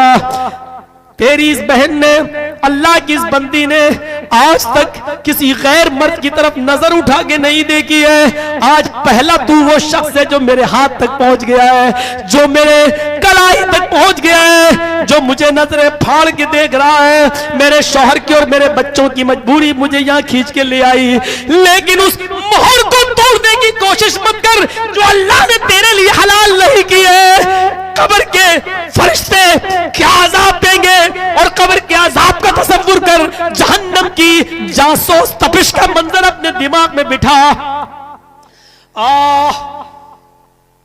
इतना सा जुमला उसके दिल में घर कर जाता है। तसव्वुरात की दुनिया में रहने वालों, मौलवी जर्जीस की तकरीर का क्या असर होगा वो सुबह तुम्हारे व्हाट्सएप और फेसबुक बता देंगे। कॉलेजेस में और यूनिवर्सिटीज में पढ़ने वाली लड़कियों के फेसबुक और व्हाट्सएप बता देंगे। क्या असरात होंगे वो हमें अच्छी तरीके से मालूम है, लेकिन हम आपको फिक्र आखिरत से फिर जोड़ रहे हैं। उस नौजवान ने जब इत्तक़िल्लाह का जुमला सुना तो अब लरसने की बारी उसकी थी। वो कांप गया, वो थर्रा गया, वो बेकाबू हो गया। उसने कहा मेरी बहन, तू तो एक काम पर अल्लाह से इतना डरी हुई है, और वो काम तूने अभी किया भी नहीं है, और मैं पूरी जिंदगी मैंने गुनाहों में अपनी गुजार दी है। आए मेरी बहन जा, मैंने तुझे माफ किया है, जा मैंने तुझे छोड़ दिया है। वो दीनार भी मैंने, वो दिरहम भी मैंने बख्श दिए हैं, मैं तुझसे नहीं मांगूंगा, वो मेरा हल्का सा ताउन है। फिर भी तुझे जब जरूरत पड़े तो मेरे पास आ जाना, मैं तेरी और भी मदद करूंगा।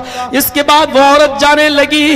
जाते जाते इस नौजवान ने इतना कहा, मेरी बहन, कल कयामत के दिन जब अल्लाह मेरे अमलों का हिसाब किताब मुझसे ले और मेरे अमलों की पादाश में मुझे जहन्नम की सजा सुनाई जाए और मैं जहन्नम में जाने लगूं, आए मेरी बहन तो अल्लाह के दरबार में खड़ी होकर इतना जरूर कह देना, क्या अल्लाह, मैं इस बात की गवाही देती हूँ कि जब मैंने तेरा नाम लिया और तेरा खौफ जब मैंने इसको दिलाया तो तेरे खौफ की वजह से इसने मुझसे जिना का इरादा तर्क कर दिया और उसने उसी वक्त तौबा कर ली जिनाकारी और मक्कारी और यारी और अय्याशी से। इतनी गवाही जरूर दे देना, तेरी इस गवाही की वजह से शायद अल्लाह मुझे बख्श दे। मेरे भाई, उसके बाद उस औरत ने दरवाजे से निकल जाना बेहतर समझा। वो निकल जाती है, आंखों में आंसू निकलते हैं और अपने घर वापस आ जाती है। इंसान को मजबूरियां, इस औरत को तो एक मजबूरी वहां तक लेकर गई। मेरी कौम की बच्ची हो, तुम्हारे सामने कौन सी मजबूरियां हैं कि तुम गैर मुस्लिम लड़कों के साथ अफेयर करो? तुम्हारे साथ कौन सी मजबूरियां हैं कि तुम कैंटीन में, उनकी होटलों में उनके साथ बैठकर चाय पियो? मेरी कौम की बच्ची हो, इस्लाम को क्यों पालाए ताक रखती हो? वो इस्लाम जिसने तुम्हें इज्जत की चार दीवार पर कायम किया है और इज्जत के मीनारे पर तुम्हें बुलंद किया है, तुम्हारी हैसियत क्या थी वो तुम्हें अच्छी तरीके से मालूम है कि जब तुम 3 साल की हो, 4 साल की हो जाया करती थी तो तुम्हें ज़माने जाहिलियत के अंदर 3 और 4 साल का हो जाने के बाद तुम्ही जैसी बच्चियों का बाप नहलाकर धुलाकर तैयार करके तुम्हें मेले के बहाने जंगलों में ले जाया करता था और वो गड्ढा खोदा करता था, और जब गड्ढा खुद जाया करता था तो कहता था, बेटी इस गड्ढे में झांक कर देखो, तुम्हारी मां तुम्हें नजर आएगी। और वो 4 साल की गुंजाई नाशगुफ्ता वो बेचारी अनखिली कली जब झांक कर देखती थी तो पीछे से उसका बाप धक्का देता था, वो गहरे गड्ढे में गिर जाया करती थी, वो गहरे गड्ढे में गिर जाया करती थी। रसूल रहमत पड़ी अबुल कलाम आजाद की, वो गहरे गड्ढे में गिर जाया करती थी और जब गिर जाती थी तो फिर पीछे से उसका बाप उसके ऊपर मिट्टी डालना शुरू कर दिया करता था। वो बेचारी अपने मासूम हाथों से मिट्टी हटाती थी, लेकिन कितनी हटाती, आखिर उसी मिट्टी के अंदर उसको दफन कर दिया जाता था। मेरे प्यारे, मेरी प्यारी बहनों, मेरी कौम की बच्चियों, इस माहौल से तुम्हें मोहम्मद रसूलुल्लाह ने नजात दिलाई है, तुम्हें इज्जत दी है, तुम्हें बुलंदी के मकाम पर फाइज किया है। ये जहेज का चलन तो आज चला है, वरना इमाम कायनात ने मेहर लेने का हक तुम्हें दिया है, माल शोहर से लेने का हक तुम्हें दिया है। ये तो हमारी जिहालत और बर्बरियत है कि आज लड़की का माँ बाप लड़की को पाले भी, पोसे भी, बड़ा भी करे, 20-25 साल का जवान भी कर दे, और उसके बाद उसके निकाह के मौके पर फ्रिज भी दे, मोटरसाइकिल भी दे, बेड भी दे, बिस्तर भी दे और बर्तन भी दे।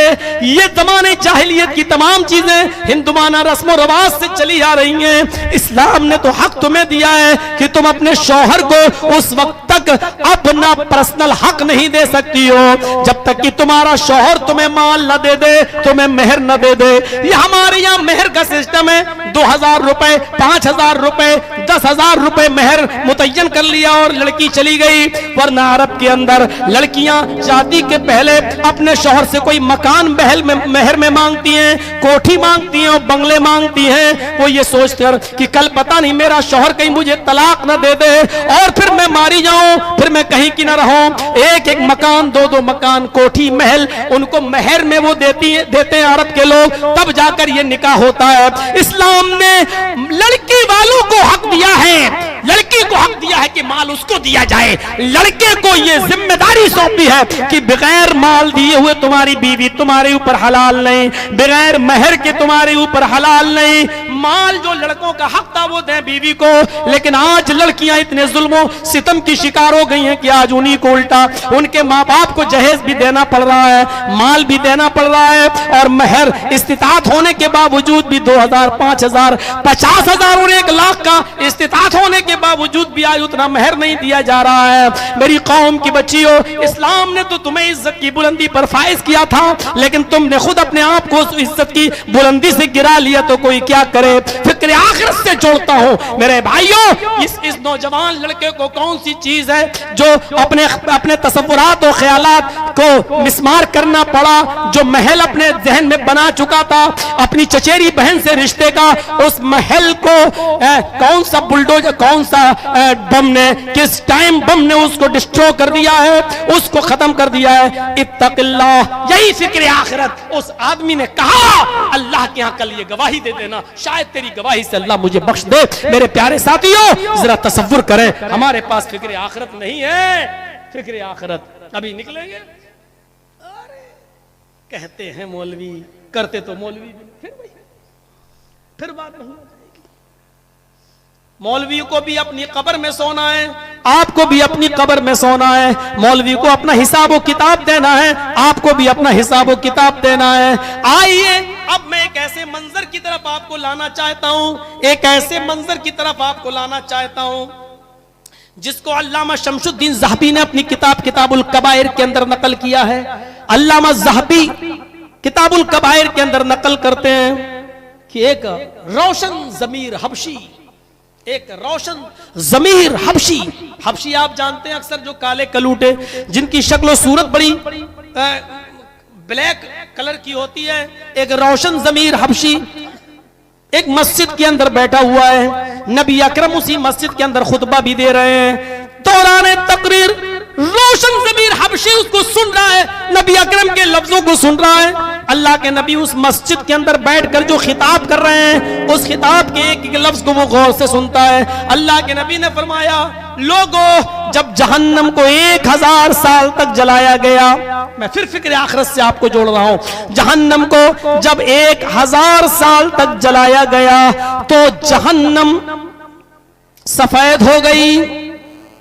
फिर मजीद अल्लाह ताला ने उसको 1000 साल तक जलाया तो वो जहन्नम सुर्ख हो गई। फिर अल्लाह ने मजीद उसे जहन्नम को 1000 साल तक जलाया तो वो जहन्नम जलकर सिया और काली हो गई। आज भी वो जहन्नम काली है, आज भी वो जहन्नम काली है, आज भी वो जहन्नम सियाह है, आज भी वो जहन्नम काली है। और अल्लाह ताला ने उस जहन्नम को चारों तरफ से पैक कर रखा है। सुई के सुराख के बराबर भी अगर अल्लाह उसमें से सांस कर दे, सुई के सुराख के बराबर भी अगर अल्लाह उसमें से सांस कर दे तो उस सांस से, सुई के सुराख के बराबर जो सांस आए, उस सांस से जो गर्म हवा निकलेगी, उस गर्म हवा से ये पूरी दुनिया कब जलकर राख हो जाए किसी को पता भी नहीं चलेगा, किसी को पता भी नहीं चलेगा। इतनी यानी जहन्नम की का ये डरावना माहौल अल्लाह के नबी ने जब बयान किया तो वो रोशन ज़मीर हबशी उठा और कंबल से उसने अपने सर को छिपाया, और कंबल से अपने सर को छिपाने के बाद सीधे अपने घर गया, और वहां पर भी वो कंबल ओढ़कर लेट जाता है। कंबल ओढ़कर जब रात की तारीकी हुई, रात का अंधेरा हुआ, तो वो रात में भी कंबल ओढ़ के लेटा है। अब वो यही सोच रहा है, या अल्लाह वो जहन्नम कितनी गर्म है, उसकी दीवारें कैसी होंगी, उसका अजाब कैसा होगा, उसकी आग कैसी होगी। दुनिया की आग भी जिस आग से पनाह मांगती हो तो वो आग कैसी होगी। चीख सोचता रहा 1000 साल तक जलाया गया तो सफेद हो गई, फिर 1000 साल तक जलाया तो सुर्ख हो गई, फिर 1000 साल तक जलाया तो काली हो गई।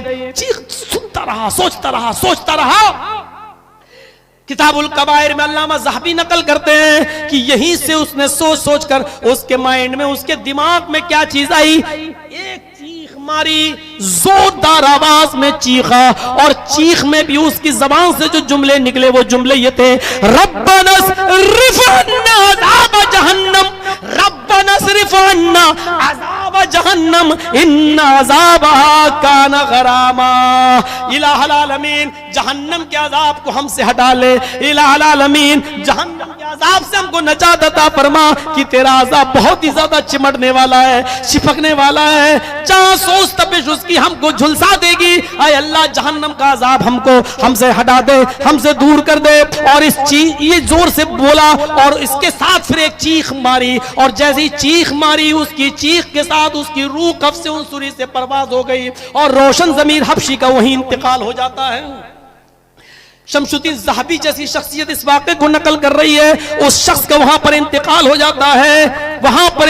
जाता है, ये खौफे खुदा था, ये अल्लाह का वो डर था। जहन्नम का डर इस आदमी को सोचने पर मजबूर करता है, यहां तक कि उसी को सोच कर इसका इंतकाल हो गया। हमारे भी हार्ट अटैक होते हैं, कब? जब सुबह खबर मिले कि तुम्हारी पूरी दुकान में 1 करोड़ का माल रखा था, जल गया। कितने? 1 करोड़ हो गया। हमारा भी हार्ट अटैक होता है, हम भी मरते हैं, लेकिन कब? 1 करोड़ हो गए। अल्लाह के खौफ से भी किसी के इंतकाल हो रहे हैं। कितने लोग हैं, कितने लोग हैं जिनके इंतकाल या जिनकी रूह का कम से उनसुरी से निकल रही हो तो वो खौफ खुदा से। यहया इब्ने अय्यूब का वो मंजर याद करो, अल्लामा इब्ने क़य्यिम सिफ़तुस सफ़्फ़ा के अंदर इस वाक़े को नकल करते हैं। बड़ा दिलचस्प, हमें ये वाक़या बड़ा पसंद आता है। यहया इब्ने अय्यूब है, ये रात की तारीकी के अंदर, खुरासान एक शहर का नाम है, खुरासान के उस दरवाजे, जो शहर की तरफ दरवाजा था, उस दरवाजे के पास बैठ गए, और इस दरवाजे से कब्रिस्तान दिखाई देता था। यहया इब्ने अय्यूब उस दरवाजे के पास जाकर बैठ गए कि देखें, टूटी फूटी कब्रों को देखें और जरा अपनी मौत को याद करें। रात की तारीकी में, अब वो टाइम हम क्या बताएं उस वक्त का, आज के हिसाब से होगा रात के 1:30-2 बजे का टाइम। खुरासान के दरवाजे पर बैठ गए, और वहां से कब्रिस्तान की तरफ जो रास्ता जा रहा था उस रास्ते पर बैठे, और उस रास्ते से कब्रिस्तान बिल्कुल साफ दिखाई दे रहा था। उस कब्रिस्तान पर बैठकर टूटी फूटी कब्रों का मुशाहिदा करके अपनी मौत को याद कर रहे थे कि हमें भी एक दिन इसी जगह आना है। इतने में यहया इब्ने अय्यूब की नजर कब्रिस्तान में एक आदमी के ऊपर पड़ती है जो रात के अंदर उसी कब्रिस्तान के अंदर दाखिल होता है। उसने अपने चेहरे को एक मोटे कंबल से छिपा रखा है, और चारों तरफ से उसने अपना कंबल से अपनी बॉडी को छिपा लिया, और सर से नीचे तक उसने कंबल से इस तरीके से ओढ़ा जैसे औरतें अक्सर घूंघट मारती हैं। उसने कंबल का कुछ हिस्सा अपने सर के नीचे गिरा लिया, और ये कब्रिस्तान के अंदर दाखिल हो जाता है। जिस टूटी और फूटी हुई कब्र को देखता वहीं बैठ जाता है और रोना शुरू कर देता है, और उसके आंखों से आंसू गिरते हैं। वो कंबल से आंखों के आंसुओं को साफ करता जाता है। यहया इब्ने अय्यूब कहते हैं कि मैं उस खुरासान के उस कब्रिस्तान के पास जाता हूं जिस और इस अपनी मौत को याद करने वाले अल्लाह के इस नेक बंदे से जाकर मैं भी इबरत हासिल करूं, इससे मुलाकात करूं कि ये कौन है। यहया इब्ने अय्यूब फरमाते हैं मैं चुपके से उसके पीछे गया और मैंने उसको पीछे से उसकी पीठ पर थपथपाया। उसने पीछे मुड़ के देखा, डर के कोई आसार उसके चेहरे पर नहीं थे, सिर्फ आंसू थे। जब उसने पलटकर मेरी तरफ देखा तो मैंने पहचानने में देर नहीं की, ये उस इलाके की मारूफ शख्सियत सादून थे, ये सादून थे। मैंने कहा सादून ये क्या है? हजरत सादून ने कहा यहया आओ तुम भी है और हम भी यहाँ पर मौजूद हैं, आओ और उस दिन को याद करें जब लोगों के नामे अमाल उनके हाथ में दे दिए जाएंगे, एक एक बुराई और एक एक नेकी उसके अंदर दर्ज होगी। कबल इसके कि हमारे अमाल नामे हमारे हाथ में दिए जाएं और हमें खोलना पड़े, उससे पहले हम अपने गुनाहों की स्याही को धुल लें और इस जगह पर बैठकर अपनी मौत को याद कर लें। इन टूटी और फूटी हुई हड्डियों को देख कर याद करें, ये हमसे अच्छे कपड़े पहना करते थे, ये हमसे अच्छी ग़िज़ा खाया करते थे, ये हमसे अच्छा सोचा करते थे, लेकिन आज इनकी हड्डियों के साथ, इनके जिस्म के साथ ये क्या मामलात आए हैं। हजरत सादून ये नसीहतें कर रहे हैं, यहया इब्ने अय्यूब ने चीख मारी उनकी नसीहतें सुनकर और बेहोश होकर उसी कब्रिस्तान में गिर गए। हजरत सादून की चूंकि कुर्ते की आस्तीन लंबी थी, उन्होंने थोड़ा सा और निकाला और अपने आस्तीन कुर्ते की आस्तीन से उनकी पेशानी का पसीना पोंछने लगे और उनको होश में लाने की कोशिश करते रहे। थोड़ी देर के बाद यहया इब्ने अय्यूब को जब होश आता है तो हजरत सादून कहते हैं आए यहया, आज खौफ खुदा बंदी से अगर तुम्हारी रूह कब्ज़ से उनसरी से परवाज हो जाती, आज अगर तुम मर जाते, आज अगर तुम्हारा इंतकाल हो जाता तो तुमसे बड़ा खुश नसीब कोई नहीं होता, तुमसे बड़ा खुश नसीब कोई नहीं होता, क्योंकि ये रूह तुम्हारी खौफ खुदा की वजह से निकलती, अल्लाह के खौफ की वजह से निकलती। मेरे प्यारे साथियों, इस तरीके से लोग वहां पहुंचकर अपनी मौत को याद किया करते थे, कब्रिस्तान में जाया करते थे और वहां जाकर अपनी मौत को याद किया करते थे। ऐसे ही अल्लाह के नबी ने नहीं फरमाया ज़ूरुल मकाबिर, कब्रिस्तान जाया करो, कब्रों की ज़ियारत करो, वहां जाकर तुम्हें अपनी मौत याद आएगी। बड़ी आलीशान कब्रों को देखकर मौत याद आएगी। रोजाना गुलाब का अतर छलका जाता हो, खूबसूरत चादरें चढ़ती हो, गुलाब जल और हर वक्त रौनक ही रौनक हो, दिन में भी रात में भी, तो हर आदमी चाहेगा कि मेरे मरने के बाद मेरा भी ऐसी कब्र बने। डर तो नहीं लगेगा, कम से कम लोग आते जाते रहेंगे, चिराग मोमबत्ती सब जलती रहेंगी, मौत तो ऐसी कब्रों को देखकर आती है। जरा तसव्वुर करिए आपका कब्रिस्तान कहां है, हमें नहीं मालूम, लेकिन आप अपने जहन को जरा उस कब्रिस्तान में ले जाइए। किसी के बाप उसी कब्र में दफन है, किसी की माँ उसी कब्र में दफन है, किसी के बाप उसी कब्र में किसी की माँ है। तुम गुलछर्रे उड़ा रहे हो, ऐशो इशरत में मस्त हो, दीनदारी के रास्ते तुमने छोड़ रखे हैं। तुम्हारा बाप तुम्हारी कब्र में तुम्हारी तरफ से एक दुआ का इंतजार कर रहा है कि मेरा बेटा कोई नेक काम करे कि उसकी बुरूदत मुझे मिले, मेरा बेटा कोई अमले स्वाले करे कि उसकी ठंडक मुझे मिले। गौर करो आज हम कहां पहुंच गए हैं। हम जरा तसव्वुर करें कि एक दिन हमें भी उसी जगह पर जाना है, हमारा भी वही ठिकाना है। और यकीन ना आए तो इसको इस तरीके से सोचो कि हजरत उस्मान गनी रज़ियल्लाहु ताला अन्हु के सामने जब जहन्नम का तज़किरा किया जाता तो उनकी आंखों में आंसू नहीं आते, जब जहन्नम का अज़ाब बयान किया जाता तो वो कभी नहीं रोते, जब जहन्नम की दर्दनाक कैफियत बताई जाती और जहन्नमियों को कौन कौन से अज़ाब दिए जाते, जब ये जिक्र होता तो वो कभी नहीं रोते, लेकिन जब कब्र के अज़ाब का तज़किरा उनके सामने होता तो वो रोते।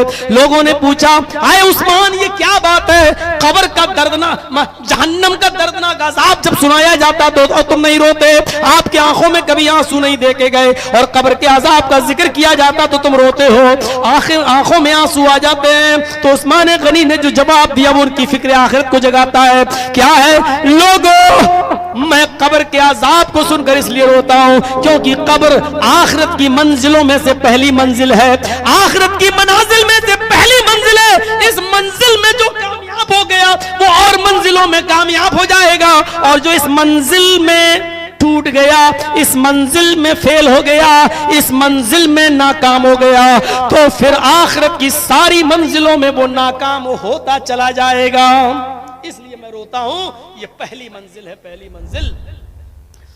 अब्दुल्ला इब्न दीनार अपना वाक़या बयान करते हैं कि अमीरुल मोमिनीन हजरत उमर फारूक के साथ मैं गश्त पर गया, हमारा गुजर एक जंगल से हुआ, उस जंगल में एक चरवाहे को देखा कि वो बकरियां चरा रहा है। हजरत उमर फारूक ने उस चरवाहे का इम्तिहान लेने के लिए उसको बुलाया और कहा कि ये बकरियां किसकी हैं? कहा ये बकरियां मेरे मालिक की हैं। कब से चरा रहे हो? इतने इतने दिनों से चरा रहा हूं। अच्छा, बेनी शातन, एक बकरी मुझे बेच दो। हाँ, मैं कैसे बेच दूं? ये मेरी नहीं है, मेरे मालिक की है। हजरत उमर ने इम्तिहान लिया, अरे मालिक की है तो क्या हुआ, मालिक थोड़ी देख रहा है। अपने मालिक से कहना कि एक बकरी है, भेड़िया खा गया है, हम बकरी को ज़िबा करेंगे, खा जाएंगे और उसकी खाल यही छोड़ जाएंगे, तुम्हें दे देंगे। अपने मालिक को खाल दिखा देना, खून लगा हुआ दिखा देना और बता देना कि एक बकरी भेड़िया खा गया है। उसने कहा अपनी जबान को लगाम दे, बकवास बंद कर, तू नहीं जानता है कि मैं किस मजहब का पैरोकार हूँ। सुनो, आया अजनबी आदमी, मैं तुझे जानता तो नहीं हूँ कि कौन हूँ, तुम कौन हो, लेकिन इतना सुन लो कि मैं आज अपने मालिक से झूठ बोल सकता हूँ कि एक बकरी भेड़िया खा गया, लेकिन उस मालिक को कयामत के दिन क्या जवाब दूंगा जो मेरे मालिक का भी मालिक है। हजरत उमर फारूक की आंख में आंसू आ गए, उसको उसी जगह पर नजरअंदाज कर दिया और चले आए। दरबारे खिलाफत में आते हैं और आप अपने ही सरगोशी करते हैं, अपना ही प्लानिंग बनाते हैं कि उस नौजवान, उस चरवाहे के साथ क्या किया जाए। वो बेचारा किसी का गुलाम है, उसको अल्लाह की इबादत करने का ज्यादा मौका नहीं मिलता, वो अपने मालिक की गुलामी में लगा रहता है। अल्लाह का बेचारा कितना हक अदा कर पाता होगा, उसको बैतुल माल की से कीमत देकर उसको छुड़ाना चाहिए और उस आदमी को आजाद कर देना चाहिए। अमीरुल मोमिनीन ने दो आदमियों के जरिए उस चरवाहे को बुलाया और उसके मालिक को भी बुलवाया। मालिक और चरवाहा दोनों आए और जैसी दरबारे खिलाफत में पहुंचे तो बकरी चराने वाले चरवाहे ने देखा है ये तो उमर है, अमीरुल मोमिनीन, उसके तो होश उड़ हैं, आज सजा देंगे, बकरी क्यों नहीं दी थी तूने, आज क्या होगा मेरा है?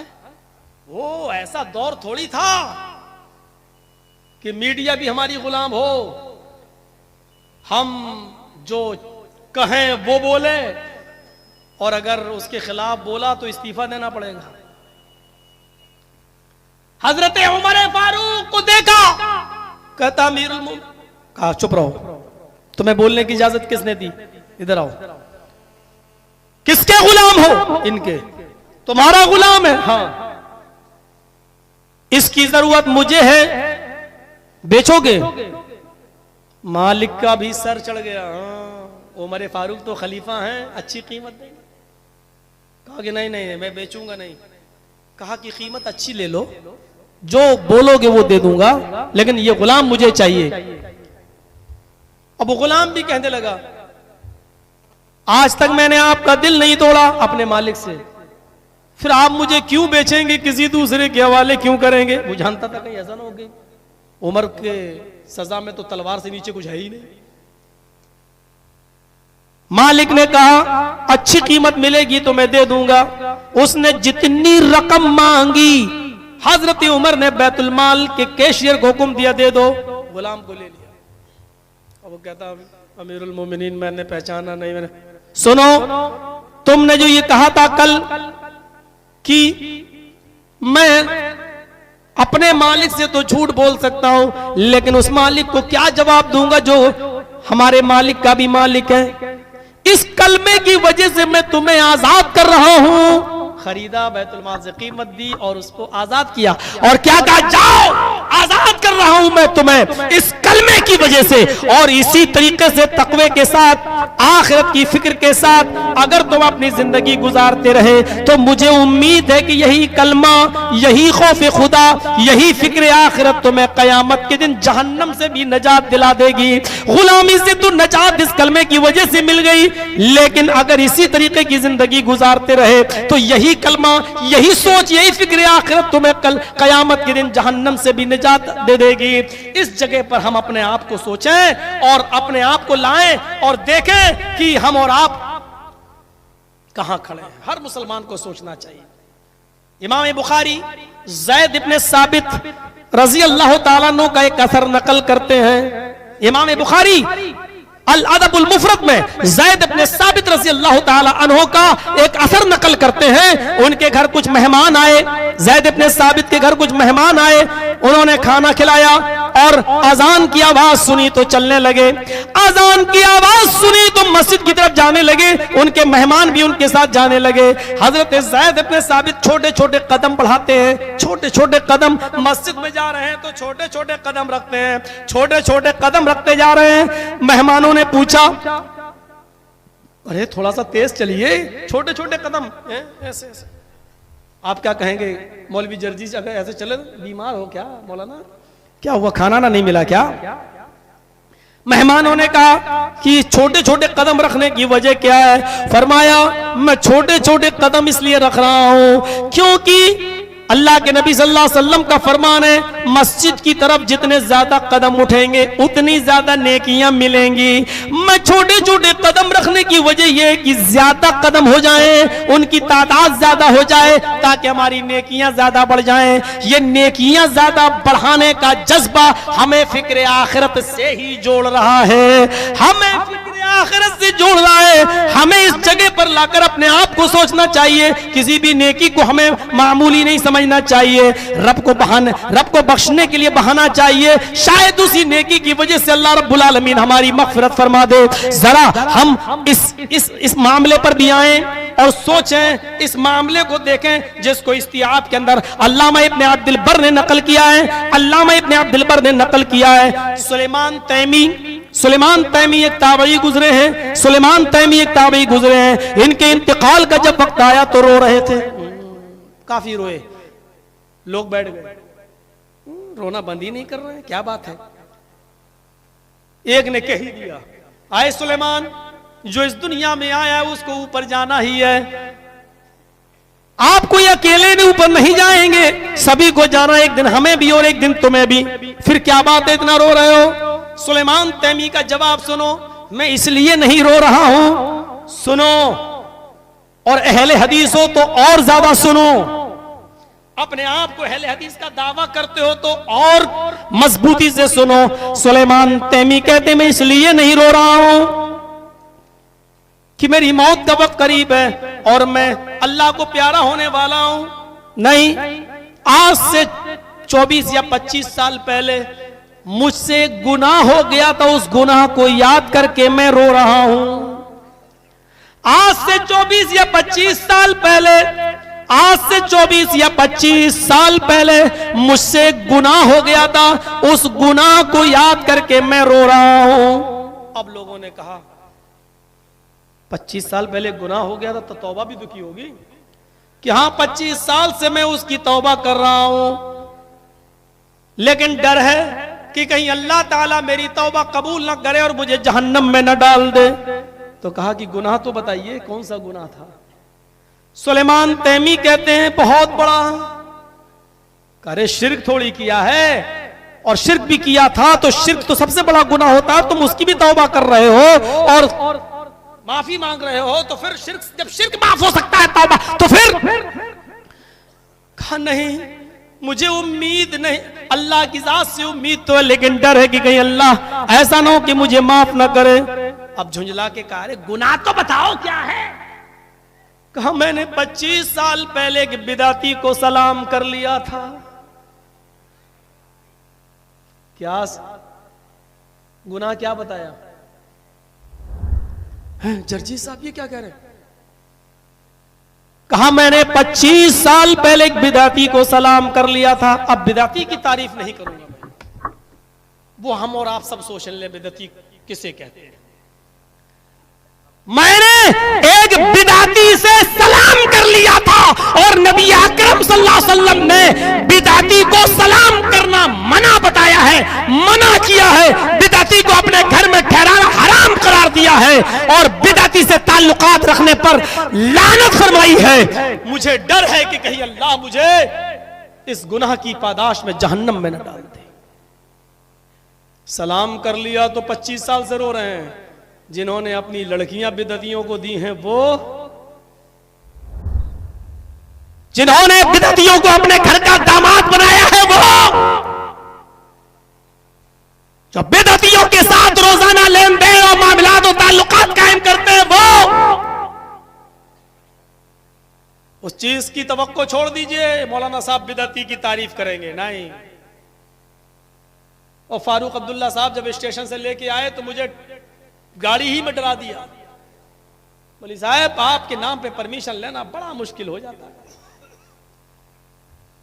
जब तक तकरीर आपकी खत्म ना हो जाए तो प्रशासन की नाक में उंगली रखी रहती, ये क्या हुआ? तो थोड़ा सा बस दे तो दी है परमिशन, लेकिन यही कहा भाई देखो संभाल लेना भाई, वो आ रहे हैं। पूरे हिंदुस्तान की आईबी अलर्ट है, सीबीआई अलर्ट है। व्यक्तिगत तौर पर किसी के भी खिलाफ बोला जा सकता है, यह जमहूरियत है, लेकिन हां हमारे मुल्क के खिलाफ नहीं, देश के खिलाफ नहीं। और मुल्क और देश के खिलाफ क्यों कोई बोलेगा? तुमसे कम खून बहाया है इस देश की आजादी में हमने, तुमसे कम कुर्बानियां दी हैं। जितना तुम्हारा है, काबे के रब की कसम खा के कहता हूं 1% उससे कम मेरा नहीं है। जितना तुम्हारा है उतना ही हमारा भी है। और खुल के सुनना हो तो वो राहत इंदौरी का कौन सा शेर है वो सुन लीजिएगा, किसी के बाप का हिंदुस्तान थोड़ी है, वो पूरा सुन लीजिएगा। मैं नहीं, मुझे तो शेर शायरी पसंद ही नहीं आती है, और 2-4 शेर कभी कभी पढ़ना भी चाहता हूं तो उल्टा हो जाता है, वो बैठता ही नहीं मेरे दिमाग में, कभी नहीं पढ़ पाया। शेर शायरी दिमाग में ही नहीं बैठती है, पता नहीं अल्लाह ताला ने मुझे क्यों इस चीज से दूर रखा है। लेकिन सुनता हूं कुछ मिले तो मेरे भाइयों जरा सुनो, ये क्या चीज थी, ये कौन सा जज्बा था? ज़ैद इब्ने साबित के छोटे छोटे कदम, और हमारी सोच, हमारी फिक्र। सुलेमान तैमी का मामला देख लीजिए, हम सोच एक गुना, और अगर देखा जाए तो इतना बड़ा गुना नहीं, लेकिन क्या करे, एक बिदाती से मैंने सलाम कर लिया था, बिदाती से। यही तो अल्लाह का शुक्र है। मौलवी जर्चीज के अंदर लाख बुराइयां हो सकती हैं, लेकिन कभी मैंने समझौता नहीं किया है इस मामले में। अपने मनहज, अपने उसूल और अपने ज़ब्तों के साथ न कभी झुका हूं न कभी झुकूंगा। इंशाअल्लाह इंशाअल्लाह 1000 बुराइयां हो सकती हैं मेरे अंदर, लेकिन मनहज के साथ कभी समझौता नहीं। सुलेमान तैमी ने बड़ी बात कही है, और इसको जानबूझकर मैं कह रहा हूं। फिक्र आखिरत देखिए, मुझे डर है कहीं अल्लाह मुझे जहन्नम में न डाल दे। और उसकी तौबा कब से कर रहे हैं? 25 साल से। क्यों इतने दिनों से तौबा कर रहे? फिर फरमाया कि फिर भी डर है कहीं ऐसा ना हो कि अल्लाह ने मेरी तौबा कबूल न की हो, कहीं ऐसा ना हो कि अल्लाह ने मेरी तौबा कबूल न की हो, फिर मेरा क्या बनेगा? जरा अबू सुफियान को देखिए, अमीर माविया के बाप, अमीर माविया के वालिद अबू सुफियान फतेह मक्का के दिन इस्लाम लाते हैं। जिस दिन मक्का फतह होता है उसी दिन वो इस्लाम कबूल करते हैं, उसी दिन इस्लाम कबूल करते हैं, फतेह मक्का के दिन इस्लाम कबूल करते हैं। गौर कीजिए, जब ये फतेह मक्का के दिन इस्लाम लाने के बाद नबी अकरम सल्लल्लाहु अलैहि वसल्लम के हाथ पर बैत करते हैं और इस्लाम के तरीके पर जिंदगी गुजारते हैं। जब इनका इंतकाल होने लगा, जब इनके इंतकाल का वक्त करीब आया, और अबू सुफियान अमीर माविया के बाप अबू सुफियान जब बिल्कुल मर्जुल मौत में मुब्तला है, उनकी रूह निकलने वाली है, तो उनके अहल वयाल, उनके घर वाले रोने लगे, आंखों में आंसू आ गए। अबू सुफियान ने अपने बच्चों को, अपनी बीवी को रोते हुए देखा, अपने बेटों और बेटियों को, अपनी बहनों को रोते हुए देखा, तो कहा कि मुझे बिस्तर से उठाओ। उनको उठाया गया, अपने बेटे और बेटियों को अपने करीब किया, और अपनी बहन को अपने करीब किया, अपने भाइयों को अपने करीब किया, और फरमाया तुम रोते क्यों हो? तुम रो नहीं, तुम्हारा बाप, अपने बच्चों से कहा, तुम्हारा बाप इस 3rd क्लास की जिंदगी से 1st क्लास की तरफ जा रहा है, ये 3रे दर्जे की जिंदगी से पहले दर्जे की जिंदगी की तरफ जा रहा है, 3rd क्लास से 1st क्लास की ओर जा रहा है। और ये मेरा दाहिना हाथ देखो।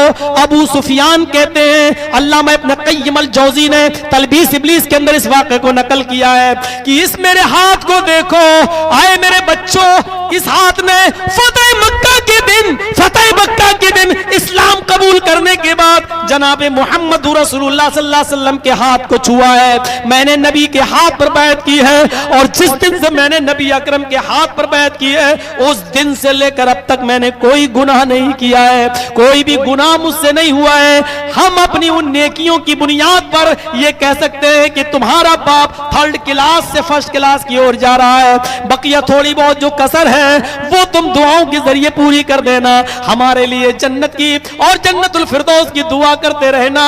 हमने अपनी जानकारी में और नॉलेज के मुताबिक बैत जिस दिन से रसूलुल्लाह के हाथ पर मैंने की है उस दिन से मैंने कोई गुनाह नहीं किया है। अपने नेकियों पर नजर रखने वाली शख्सियतें और अपने गुनाहों पर भी नजर रखने वाली शख्सियतें थी कि कितने गुनाह हुए। जब एक नौजवान बिस्तर पे सोने जाए तो सुबह से लेकर शाम तक का हिसाब ले, मैंने आज कितनी नमाजें पढ़ी, कितने यतीमों के सर पर मैंने हाथ फेरा, कितनी बेवा औरतों का चूल्हा जलाया, कितने गरीब बच्चों को हमने पेट भरा और कितने गुनाह किए, रोजाना वो हिसाब किया करे। और अब्दुल्ला इब्ने उमर की तरह कि अल्लाह के नबी ने कहा था कुन फिद दुनिया कान्नका गरीबुन औ आबिरु सबील, आए अब्दुल्ला दुनिया में इस तरह रहो जैसे कोई मुसाफिर रहता है, कोई अजनबी रहता है। इज़ा अस्बहता फला तंतज़िरिल मसा, जब सुबह हो जाया करे तो शाम का इंतजार न किया करो, और जब शाम हो जाया करे तो सुबह का इंतजार मत किया करो। पता नहीं सुबह या शाम में तुम मुर्दों में लिख के जाओ या जिंदों में लिख के जाओ। मेरे भाइयों, ये सारी चीजें हमें फिक्र आखिरत से जोड़ रही हैं, फिक्र आखिरत से जोड़ रही हैं। नबी अकरम सल्लल्लाहु अलैहि वसल्लम की जिंदगी लोगों को फिक्र आखिरत से जोड़ती रही। कभी आपने फरमाया तुदना शम्सु यौमल क़यामत का मिक़दार मील, कयामत के दिन ये सूरज 1 मील के फासले पर होगा, 1 मील के फासले पर होगा। इस हदीस को बयान करने वाला रावी कहता है, मुस्लिम शरीफ की रिवायत है, कहता है कि मील अरबी जबान में जमीन की मसाफत को भी बोला जाता है, 1 मील गया, 2 मील गया। और मील अरबी जबान में सुरमेदानी की सलाई को भी बोला जाता है, जिसको सुरमेदानी में डाला जाता है और सुरमा निकाल कर आंख में लगाया जाता है। ये सुरमेदानी की सलाई को भी अरबी में मील कहा जाता है। सुलैम आमिर इस हदीस के रावी हैं, फरमाते हैं मादरी मा यानी बिल मील, अल्लाह के नबी ने फरमाया कि सूरज 1 मील के फासले पर होगा। अल्लाह की कसम मुझे नहीं मालूम 1 मील से क्या मुराद है। सूरज जमीन की एक मसाफत के बराबर दूर होगा, यह हमारे सर से सुरमेदानी की सलाई के बराबर इतना दूर होगा, हमें नहीं मालूम। बस मील कहा अल्लाह के रसूल ने, वो जमीन की मसाफत की वो होगी या सुरमेदानी की सलाई के ऊपर। मेरे भाइयों, इस तरीके से अल्लाह के नबी सल्लल्लाहु अलैहि वसल्लम फिक्र आखिरत से लोगों को जोड़ रहे हैं। फरमाया लोग उसी हदीस के अंदर मुस्लिम की सिफतो क़यामा में अल्लाह के नबी सल्लल्लाहु अलैहि वसल्लम फरमाते हैं, इसी हदीस के आगे फरमाते हैं कि लोग अपने अपने आमाल के मुताबिक पसीने के अंदर डूबे होंगे, कुछ टखनों के बराबर, कुछ घुटनों के बराबर, कुछ कमर के बराबर, और कुछ ऐसे होंगे जो उसी के अंदर डुबकियां मार रहे होंगे, अपने पसीने के अंदर गोते लगा रहे होंगे, गोते लगा रहे होंगे और डुबकियां मार रहे होंगे। इसलिए फरमाया कि तुम अल्लाह के से डरो, वलौ की तमरतिन, अगरचे खजूर का एक टुकड़ा हो उसको भी सदका और खैरात कर दिया करो, उसको भी किसी गरीब को खिला दिया करो, उसको भी किसी गरीब और यतीम बच्चे को दे दो। अपने आप को जहन्नम से बचाओ, वत्तकुन, अपने आप को जहन्नम से बचाओ। और फरमाया वलो बिशिक तमरा, अगरचे खजूर के एक टुकड़े को सदका और खैरात करके ही बचा सकते हो, बचाओ। फिक्र आखिरत से अल्लाह के नबी सल्लल्लाहु अलैहि वसल्लम जोड़ रहे। कभी आपने फरमाया लौ तालमून मालम लज़हकतुम कलीलन वला बगई तुम कसीरा, लोगों जो चीजें मैं जानता हूं जहन्नम के अज़ाब के बारे में, जो मैं देख कर आया हूं, जो मैं जानता हूं वो तुम्हें नहीं मालूम। अगर मैं तुम्हें बता दूं, अगर उस चीज का इल्म तुम्हें हो जाए, लज़हकतुम कलीलन वला बगई तुम कसीरा, तो तुम्हें रोना कमाए, तुम्हें हंसना भूल जाओगे और रोते रोते अपनी जिंदगी गुजारोगे। लज़हकतुम कलीलन, हंसोगे कम, वला बगई तुम कसीरा, और रोगे ज्यादा। तिरमिज़ी अब्वाबुज़ ज़ुहद के अल्फाज तो ये हैं, वमा तलज़्ज़ज़ बिन निसा, तुम औरतों से लज्जत हासिल करना भी छोड़ दोगे, अपनी बीवियों को तर्क कर दोगे। वाला खरजतुम इला सुअदात, और बियाबान जंगलों में चले जाओगे, बियाबान जंगलों का रुख इख्तियार कर लोगे। तजरून इलल्लाह, अल्लाह अल्लाह कह कर वहां अपनी जिंदगी गुजार लोगे। यानी दुनिया में सबसे ज्यादा लज्जत तुम अपनी बीवियों से हासिल करते हो। अगर अज़ाबे इलाही के नमूने अगर मैं तुम्हें बता दूं और वो चीजें तुम जान जाओ जो मैं जानता हूं, तो तुम अपनी बीवियों को तर्क कर बैठोगे, शादियां छोड़ दोगे, जंगलों में चले जाओगे, हंसना भूल जाओगे और रोते रोते अपनी जिंदगी खत्म कर लोगे। अल्लाह अल्लाह कहकर जंगलों में पत्ते पत्ते चबा चबा कर अपनी जिंदगियां खत्म कर लोगे, यानी तुम अपनी बीवी के करीब नहीं जाओगे, लज्जत हासिल नहीं करोगे। इस तरीके से जनाब मोहम्मद रसूलुल्लाह सल्लल्लाहु अलैहि वसल्लम लोगों को फिक्र आखिरत से जोड़ रहे हैं। हजरत आयशा सिद्दीका है, नबी अकरम बैठे हुए हैं, आप फरमाते हैं युहशरुन्नास यौमल क़यामति हुफ़ातन औरातन गुरला। आयशा, कयामत का दिन होगा, लोग अपनी कब्रों से नंगे पैर उठेंगे, नंगे जिस्म उठेंगे, गुरला गैर मख्तून उठेंगे, किसी का खतना नहीं। जैसे बच्चा माँ के पेट से बगैर खतने के पैदा होता है, ऐसी लोग कब्रों से बगैर खतने के उठेंगे, अपने आप इसी हाल में उठेंगे। हजरत आयशा सिद्दीका फरमाती हैं अर्रिजालु वन्निसाउ जमिया, क्या मर्द भी औरतें भी?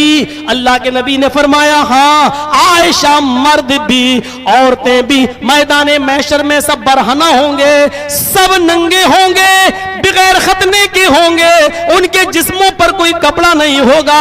हजरत आयशा सवाल करती हैं आका अल्लाह के नबी, आए इमाम कायनात, ओ मेरे सरताज, यंजुरून बाज़ुहुम इला बाज़, क्या यंजुर बाज़ुहुम इला बाज़, क्या एक दूसरे को देखेगा?